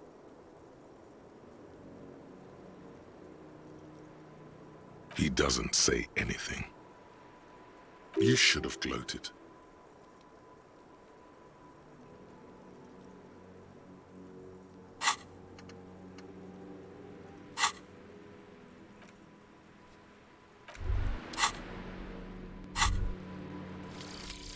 Bankruptcy sequence. It's easy. You just need to move on. Like a plague of locusts. Like a fucking plague. Failure is a core tenet of liberalism. When life closes a door, it opens a window. And if the fall is too steep, use the fire exit. Run to the roof. You always have that airship on the dock. The most important thing is to keep moving. Keep dreaming. The auditors cannot get to you if you keep running. Very, very fast. From one fuck-up to the next.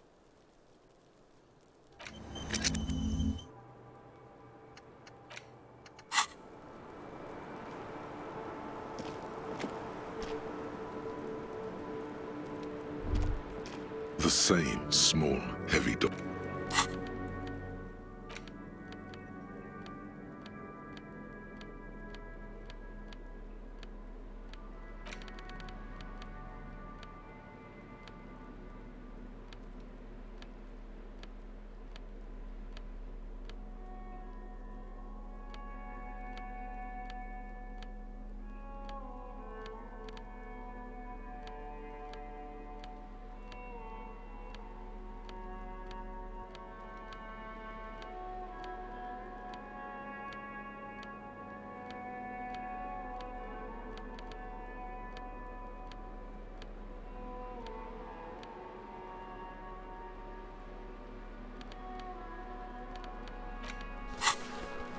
The same small, heavy door.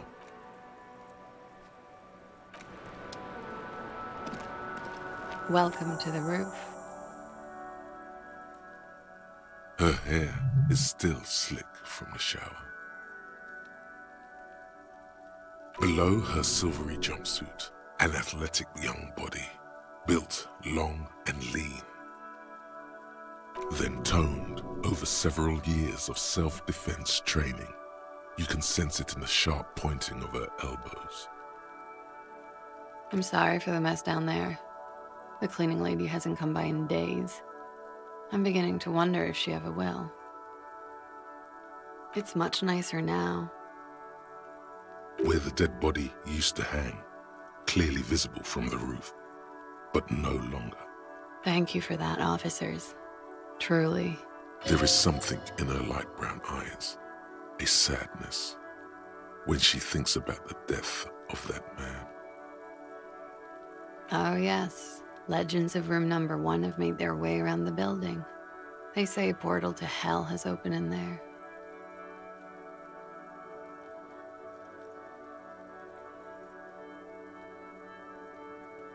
They also say that's why the cleaning lady quit.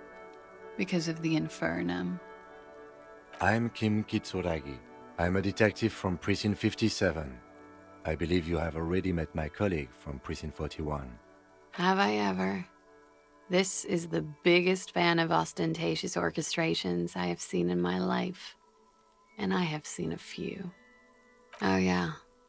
Life gets hard, but we go on. The chorus of the 35 single, megaphoning the entire human race, instills you with the fuck it all swagger that prompts one to plow into grannies on your morning stroll.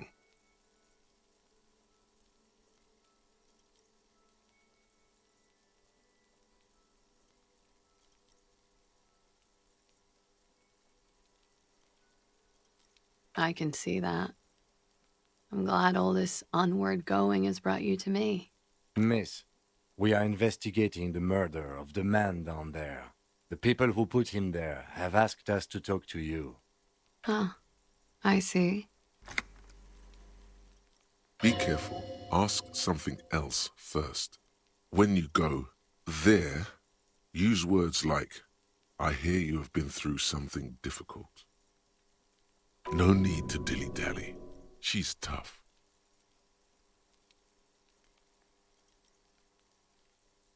You'll sound like a namby-pamby. Clausier Amandu. Same name that Titus gave you. Like her accent, it sounds Oranese. Her birthmarks also signal Oranje. You don't know why, but Oranese girls tend to come speckled with them. Right, sir. Vredefort, Republic of Oranje. I guess you could say I am an Oranese expatriate. Wasn't the tattoo on the hanged man an Oranese map of the waterways? The thought begins to form in your head, then dissipates. Something for later. A bad memory, officer. The Republic of Oranje is a democratic nation on the Muindi Isola, north of here, over the sea and across the Pale. It is one of the 6 major Occidental nations to hold stake in the continued occupation of Revachol, the coalition. People consider it a reasonable superpower.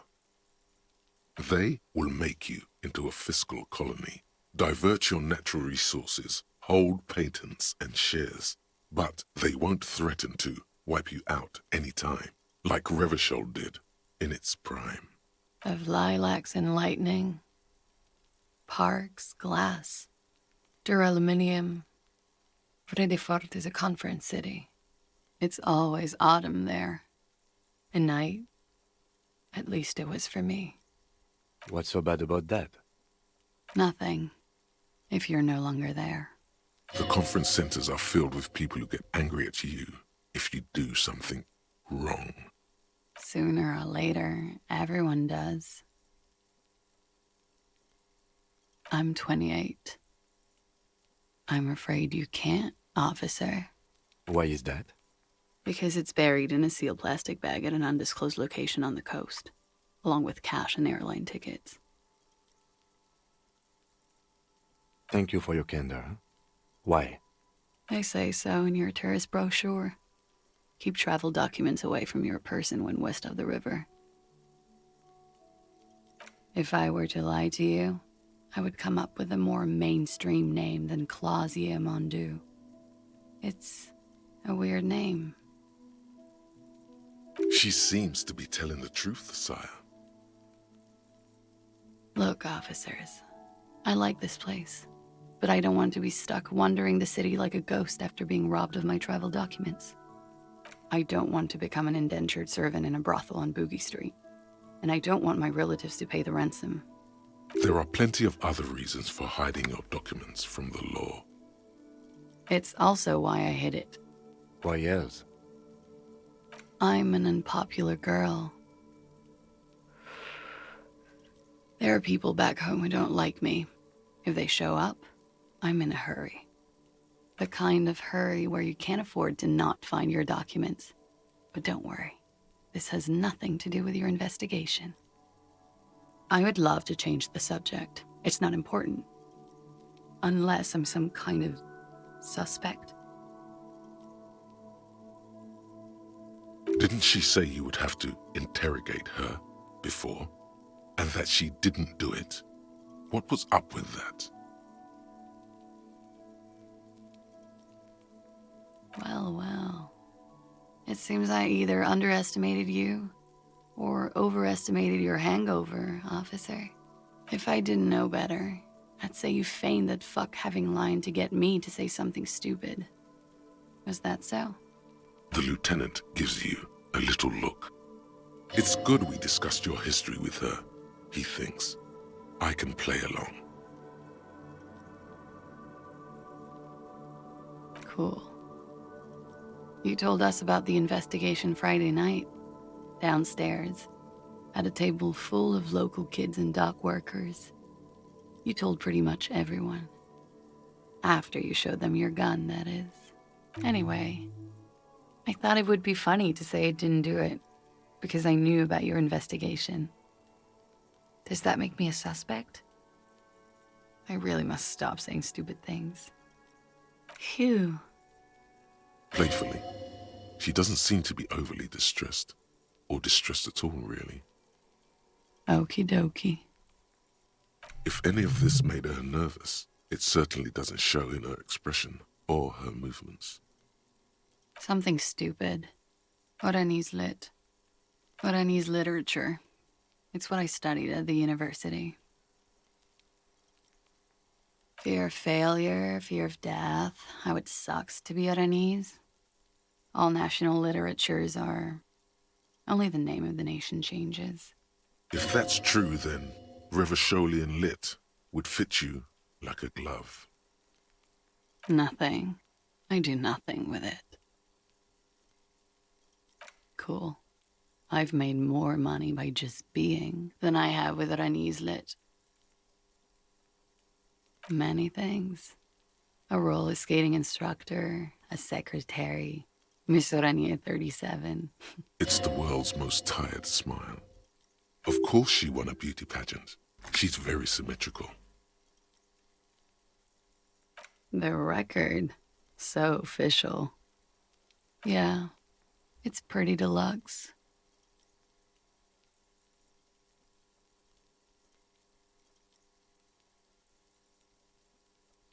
I'm wintering. How long have you been staying here? About 4 months. I came in November. Here in the Whirling, here in Martinez, or here in Revachol. I heard this is where the washed-up disco has-beens go.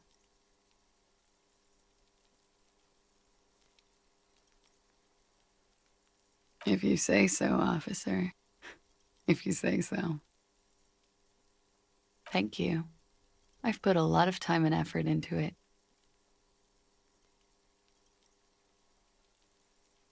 With money, sir. It's not exactly the NT-star size caboodle I intend for it to be one day, but it's getting there. The Anti-Star is, or was, a Vespertine rock and roll star who liked to do drugs. He did so many drugs, he eventually mutated into a corpse. Comes in handy when you've done too many opioids.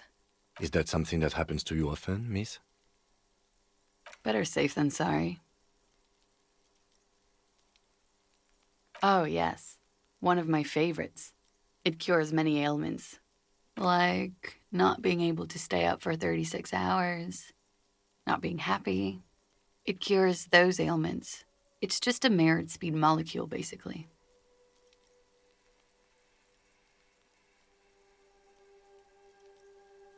Huh? Motherfucker took my Preptide? Looks like you owe me one, officer. I'm talking serious corruption here. This does not amount to actual corruption. I can easily log it under confiscation. Robbed by common highwaymen. It's hard to tell if she means it in earnest or as a joke. I have no idea, officer. It is. The lieutenant makes a note in his notebook. He finds the answer unsatisfying. Okay. Watching herself reflected in the bedroom window, tall and sparkling and draped in smoke. Yeah? All right. Something difficult? I've been through at least half a dozen difficult things. Which one do you mean? By sexually assaulted, you mean raped? Yes. It's a bit early in the morning for raped, isn't it?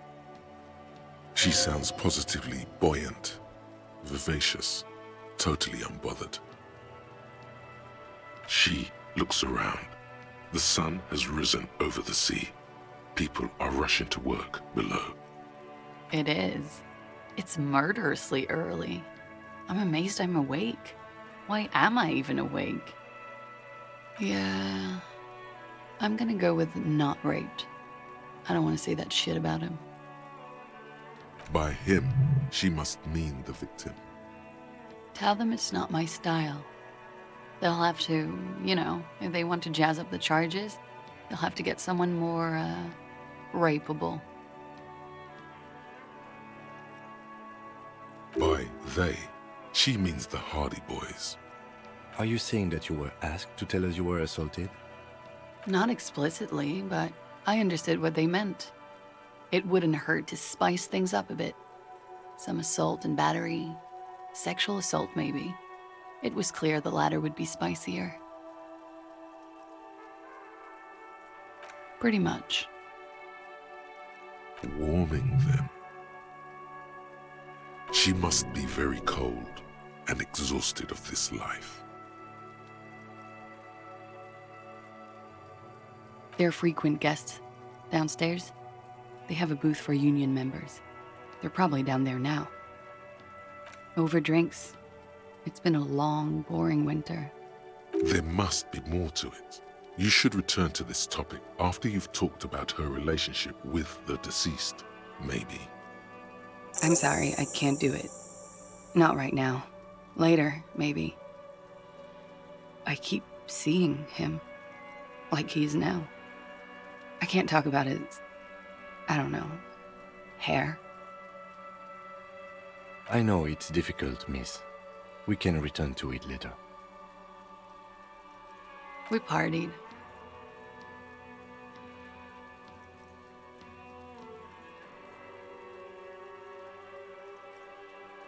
With all due respect, sir, I think we partied a little harder than that. Oh, it is. You're still alive. What did you do when you partied? We drank, sir. A lot. For weeks, basically. We had that effect on each other. We made each other drink harder. That's why I liked him. What else? Stimulants. Speed also has that effect, making you drink harder. And then drinking harder makes you do more speed. It's quite the combination. We also had sex.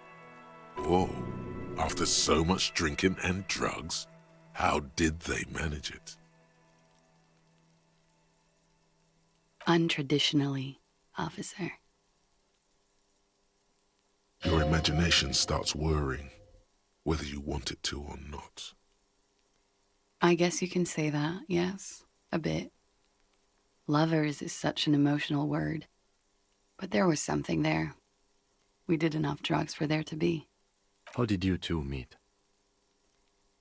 Downstairs, at the bar. He was on some sort of assignment, a military man, as you probably know. Had a cool, scary scar. When was this? A month ago? Something like that. Oh, yes. I've had a great view. From the roof, out of the bathroom window, in my dreams. A bitter cringe. It hurts. You look to the lieutenant. He takes a small step closer. You called us, the RCM. Yes. Jackpot. I made it. And I would appreciate it if you didn't tell everyone. In Martinez, they call it snitching. Reporting crimes is confidential in Revachol, miss. Because I couldn't handle it anymore. None of these people called. He just kept hanging there. Then they started stripping him. Tearing off his armor. Demeaning him. Throwing rocks at him. I didn't exactly disguise it. I just muffled the mic and nicked the landline a little. With nail clippers. And I diverted some radio fuzz into the cold wire. You were right to suspect there might be foul play involved with the broken phone line. Did I? Fuck. I didn't mean to. I had no idea what I was doing. Still, that's pretty clever tampering. Simple and clever. Crossing the lines like that. Thanks. She looks a bit like a little girl who's just been complimented on her bike repair skills. I don't know, sir. It was stupid. I was drunk, too. I was probably afraid the union was listening in. Locals say they have ears in the wires. Thank you for making the call, miss. It was the right thing to do. I didn't want to, sir. But if I hadn't, he'd still be hanging there. Like I said, we met over drinks. A little, yeah. Like you partied with the deceased? No, not as hard. I'm sorry to have to ask this, but have you had a physical relationship with any of the Hardy Boys? I have. Which ones, sir? I don't remember precisely. Titus, obviously. But as I said, it's been a long winter. He had something to do with the strike. One has been roiling since I got here. Rotten timing. But you probably know all about it. And his role in this strike was what? I think he was in a security detail. He was ex-military, worked for Wild Pines, and against the Union. We didn't discuss work much, if you know what I mean. But I understood it was dangerous. And they lynched him for it? She nods. Bullet? They shot him too? I'm not picking up on any theatercraft here, sir. The pause is sincere. They stripped his clothes and they shot him? You mean after they hanged him? I'm confused, sorry. So am I. Were you aware that he had also been shot, miss? Things are starting to go a little over my head here. I thought he was hanged. I was not present when they did it. I don't know what happened. I just know what they told me. And Sylvie, the bartender. This is beginning to get confusing for you too, and we don't like that. Where was she last Sunday night? Cowering. I was cowering downstairs with Sylvie. I'm 89% sure. You know how it is. Do you? Maybe you don't know. There are numerous cigarette burns on those silvery scales. Easy to see now that you're closer. In conclusion, officer, I'm gonna go with a mild to medium not raped here.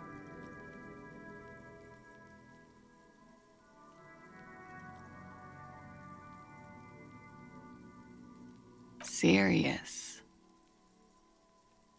You hear cracking in her shoulders. Let me make this 100% clear then, officer. I was not sexually assaulted. Would I be this flippant if I had been? She breathes a silvery sigh of relief and weariness. The air on the roof feels humid. Should we head by downstairs, officer? We may have things to discuss there. She nods. Silvery cigarette fumes disappear into her mouth.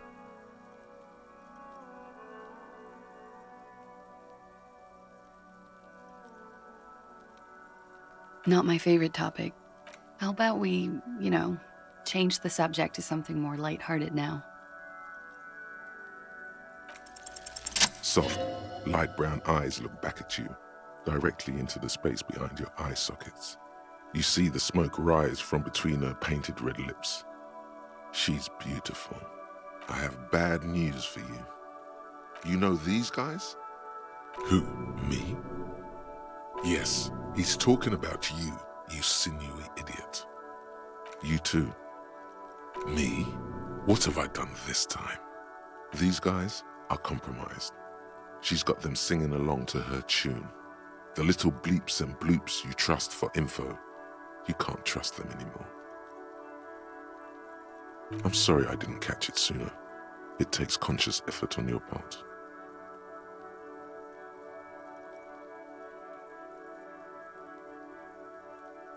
There's no way of knowing. At the moment, I'm afraid it's best to assume. All of them. Bullshit, man. I ain't compromised. Especially that guy. That guy's the most compromised one in here. No fucking way, man. I just want a drag of that sweet menthol Ziggy. Really? Quick. Tell me what's under her jumpsuit. Glory. Truth. Softness. Protect her. She wants you. I take it back. He's got it pretty bad. But this next guy's on another level entirely. She likes you. The crown head is a boring condom. He's jealous. This is human nature. How it always does, through subtlety. There's nothing you can do about it.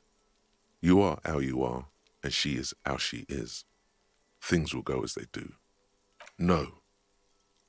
It's better to know you're being played than to be played without knowing it, is it not? Yes, Mr. Thespian here has been singing paeans to how truthful she is. She is a lady, most fair and just. In his defense, to reduce him to such inadequacy, she probably had to employ half-truths more often than outright lies. That is correct. And omissions too. A little. They're all still of limited use, interpreting things to the best of their ability. Maybe they add flair or something. I wouldn't know. I don't add flair. But when it comes to assessments of character and factual accuracy, they are not to be trusted. Not with her. Don't be melodramatic. You can trust them. Just not with Miss Orange Disco Dancer here. You can't draw a sound conclusion. The one he usually does says, she may want to control the information rollout, not to become a suspect. She may have a past she's escaping, unrelated to this case. You doubt it's something truly insidious. See? It's oddly moderate, probably compromised. Don't worry, it's only been 4 or 5 seconds. You've got this. The silence broken. She exhales a little cloud of smoke and says, God, no. Why not? I'll be here until 11 p.m., drinking coffee, most likely.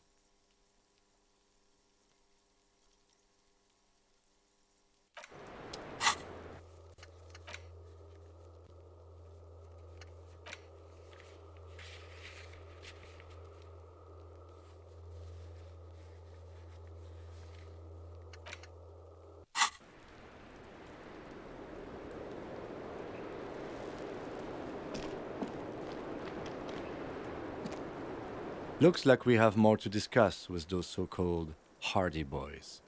Half their reasoning just went out the window. Nothing will make them respect the RCM, but it will disrupt the game they prepared for us. We just stripped off one layer of whatever it is. Her decision to not corroborate their story was definitely not part of the plan. What else could she have done? Lie? She saw there was no way to lie and get away with it.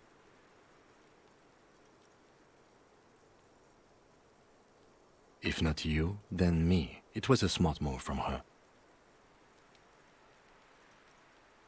So you said to her, what did you mean by it? She seemed forthcoming to me. Unusually so. Being forthcoming with some things is a good way to obscure other things. But I wouldn't call myself compromised. I am not easily swayed by young women. But on the other hand, the best liars are candid. And she was candid. The lieutenant seems oddly sure he is not compromised. Not psychologically, at least. Is it hubris? Anyway, we should move. I suspect our investigation will bring us back soon enough.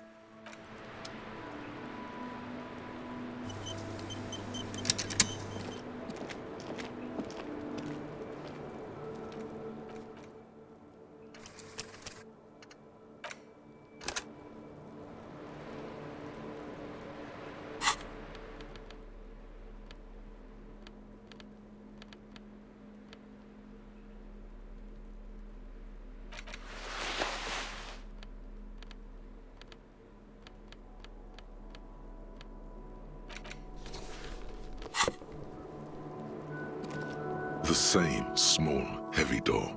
No lock in sight.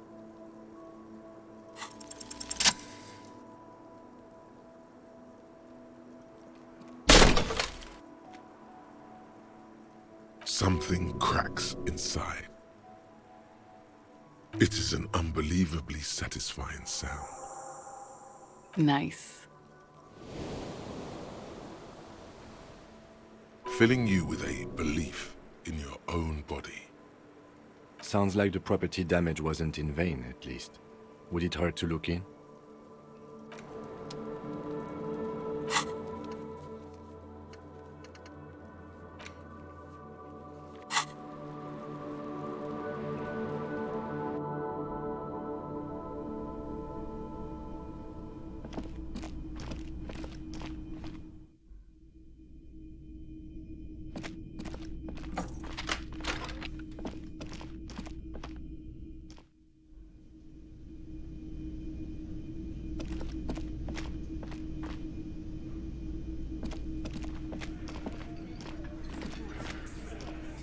I've got nothing to say to you.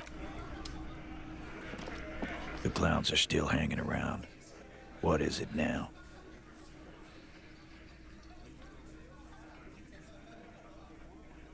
Fuck! I knew that fucking whore couldn't be trusted.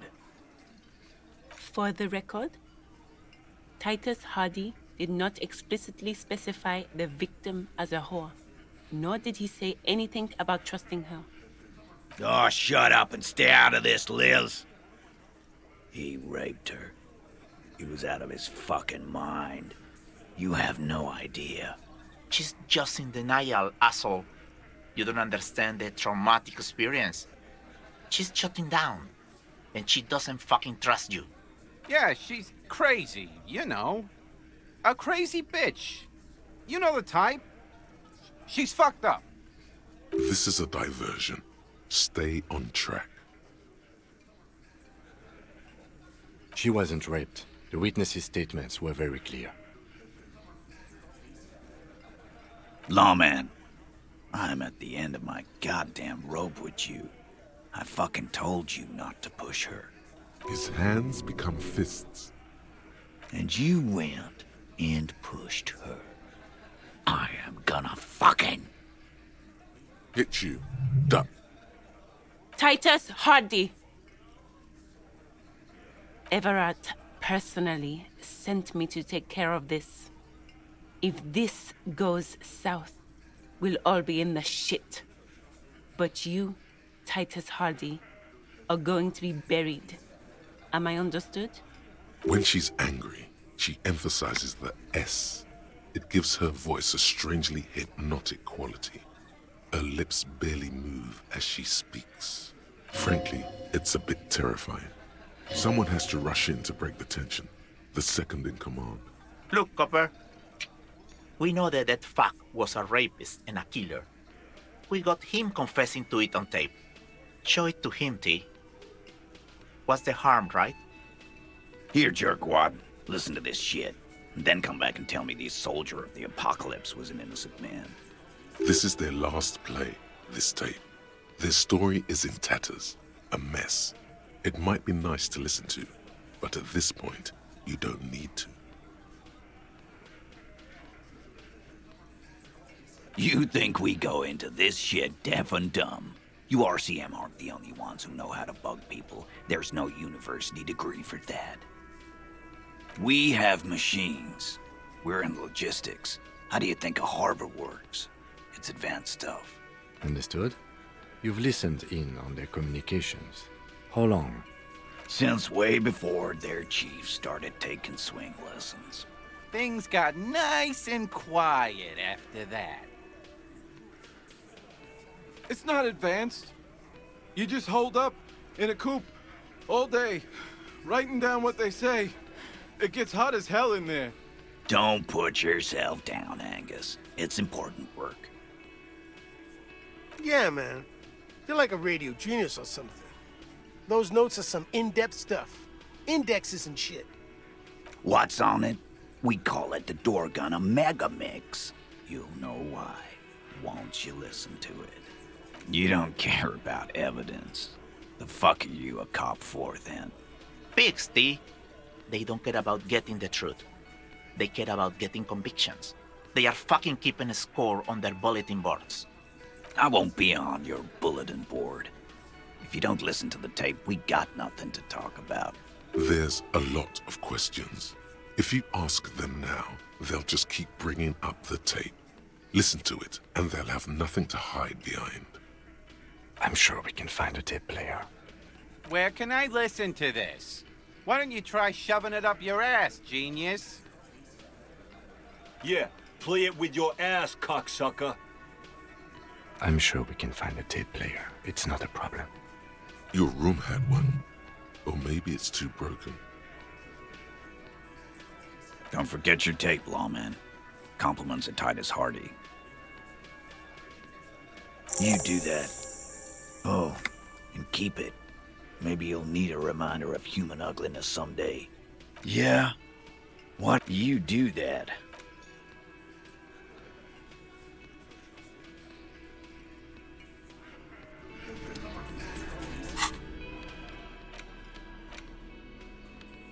You stare at the great Door Gunner Megamix.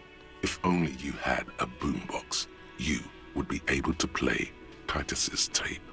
The tape feels ominous. Upon it, the dead speak. Respect the tape.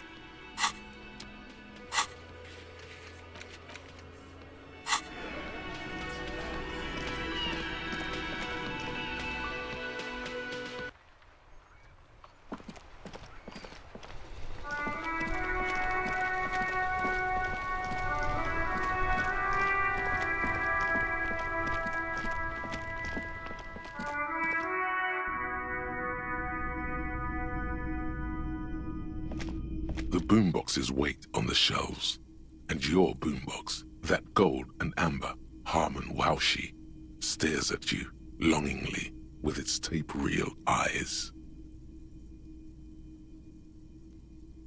Sorry, man. I can't be giving out freebies.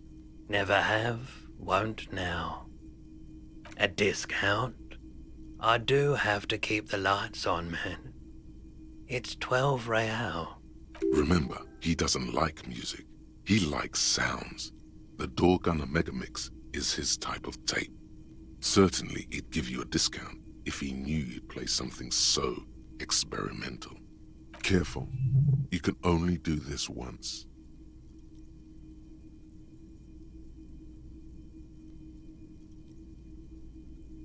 $4 is offensively low, but just this once. For the music, concrete, cop. And here you are, quality sound reproduction on the go. It'll play anything, wherever, turn any tape into a conversation of sounds and shapes.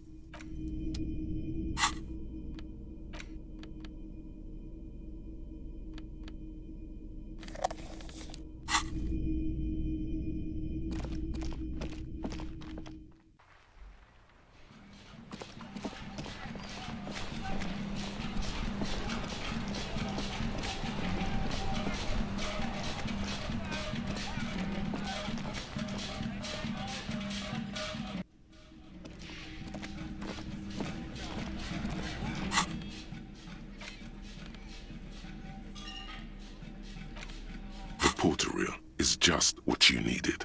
The reels attach to the apparatus with a satisfying click. The tape is routed behind the magnetic reader. You push Command Set, and the tape starts spinning. Violent static and machine sounds fill the air. This isn't Revachol. This is a fucking village. I can almost see the elephants. The harbor. That's the son of a Kvalson crane. He's right. When this shit is done, I'm gonna tear that place up. Soldier of the Apocalypse style. Kill shit. Dogs and chickens too. Gonna run a room, Cordy. A real nice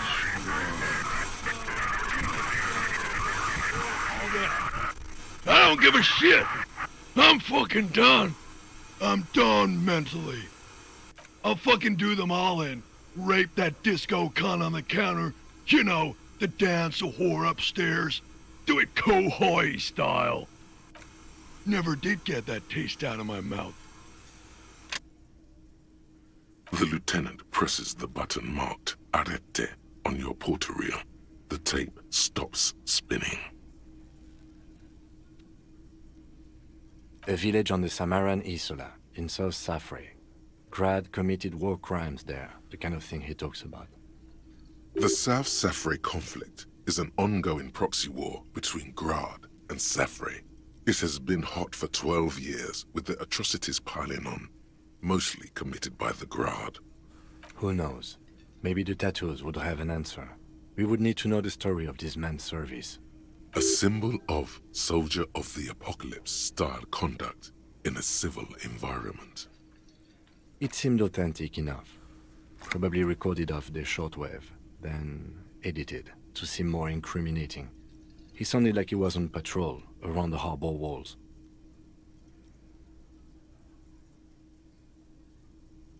Indeed, but... Corti could be short for Cortenard, one of the other mercenaries, the one he was talking to. Probably the mountain at the harbor gates. Mr. Right to Work. End of recording. I think we've got a few more questions for class here, don't you?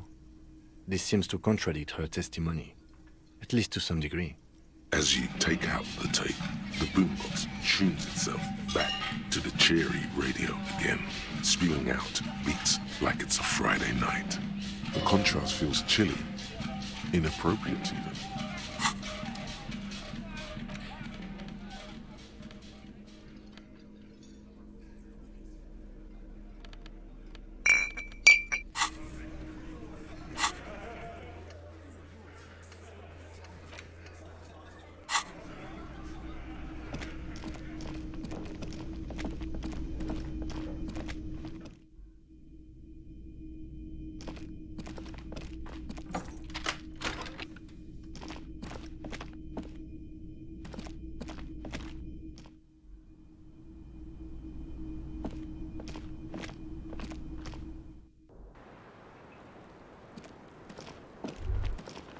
Just as you look at the flowers, a gust of wind raises them from the roof, picking them up in the air. You catch a single white flower between your fingers. The rest fly off into the wind. It's a Maybell. The young woman looks at the Maybell in your hand, just a glance, then takes a drag of her cigarette. The lieutenant gives you an acknowledging little nod.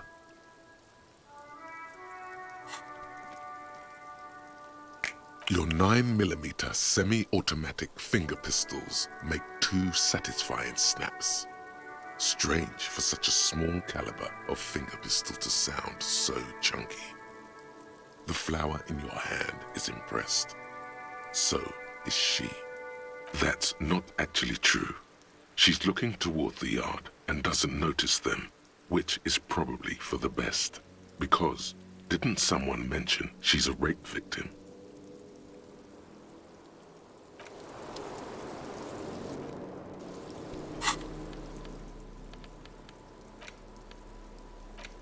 Six crumbling petals rest on your palm. They're white, a bell-shaped crown. This is the Insulindian lily, called Maybells or Lucille's tears during the Revolution. Girls used to pin these on soldiers before sending them off to battle. This flower is a spring flower, but it's a bit early for that, isn't it? The revolutionaries, so the communards and the anarchists. White's their color, but the custom started in the suzerain's army, so it held meaning for the kingsmen too. It's about girls and boys more than sides. Girls sending off boys who are going to their deaths, then also dying themselves in the ruins from dysentery and consumption. It's a symbol of the Civil War.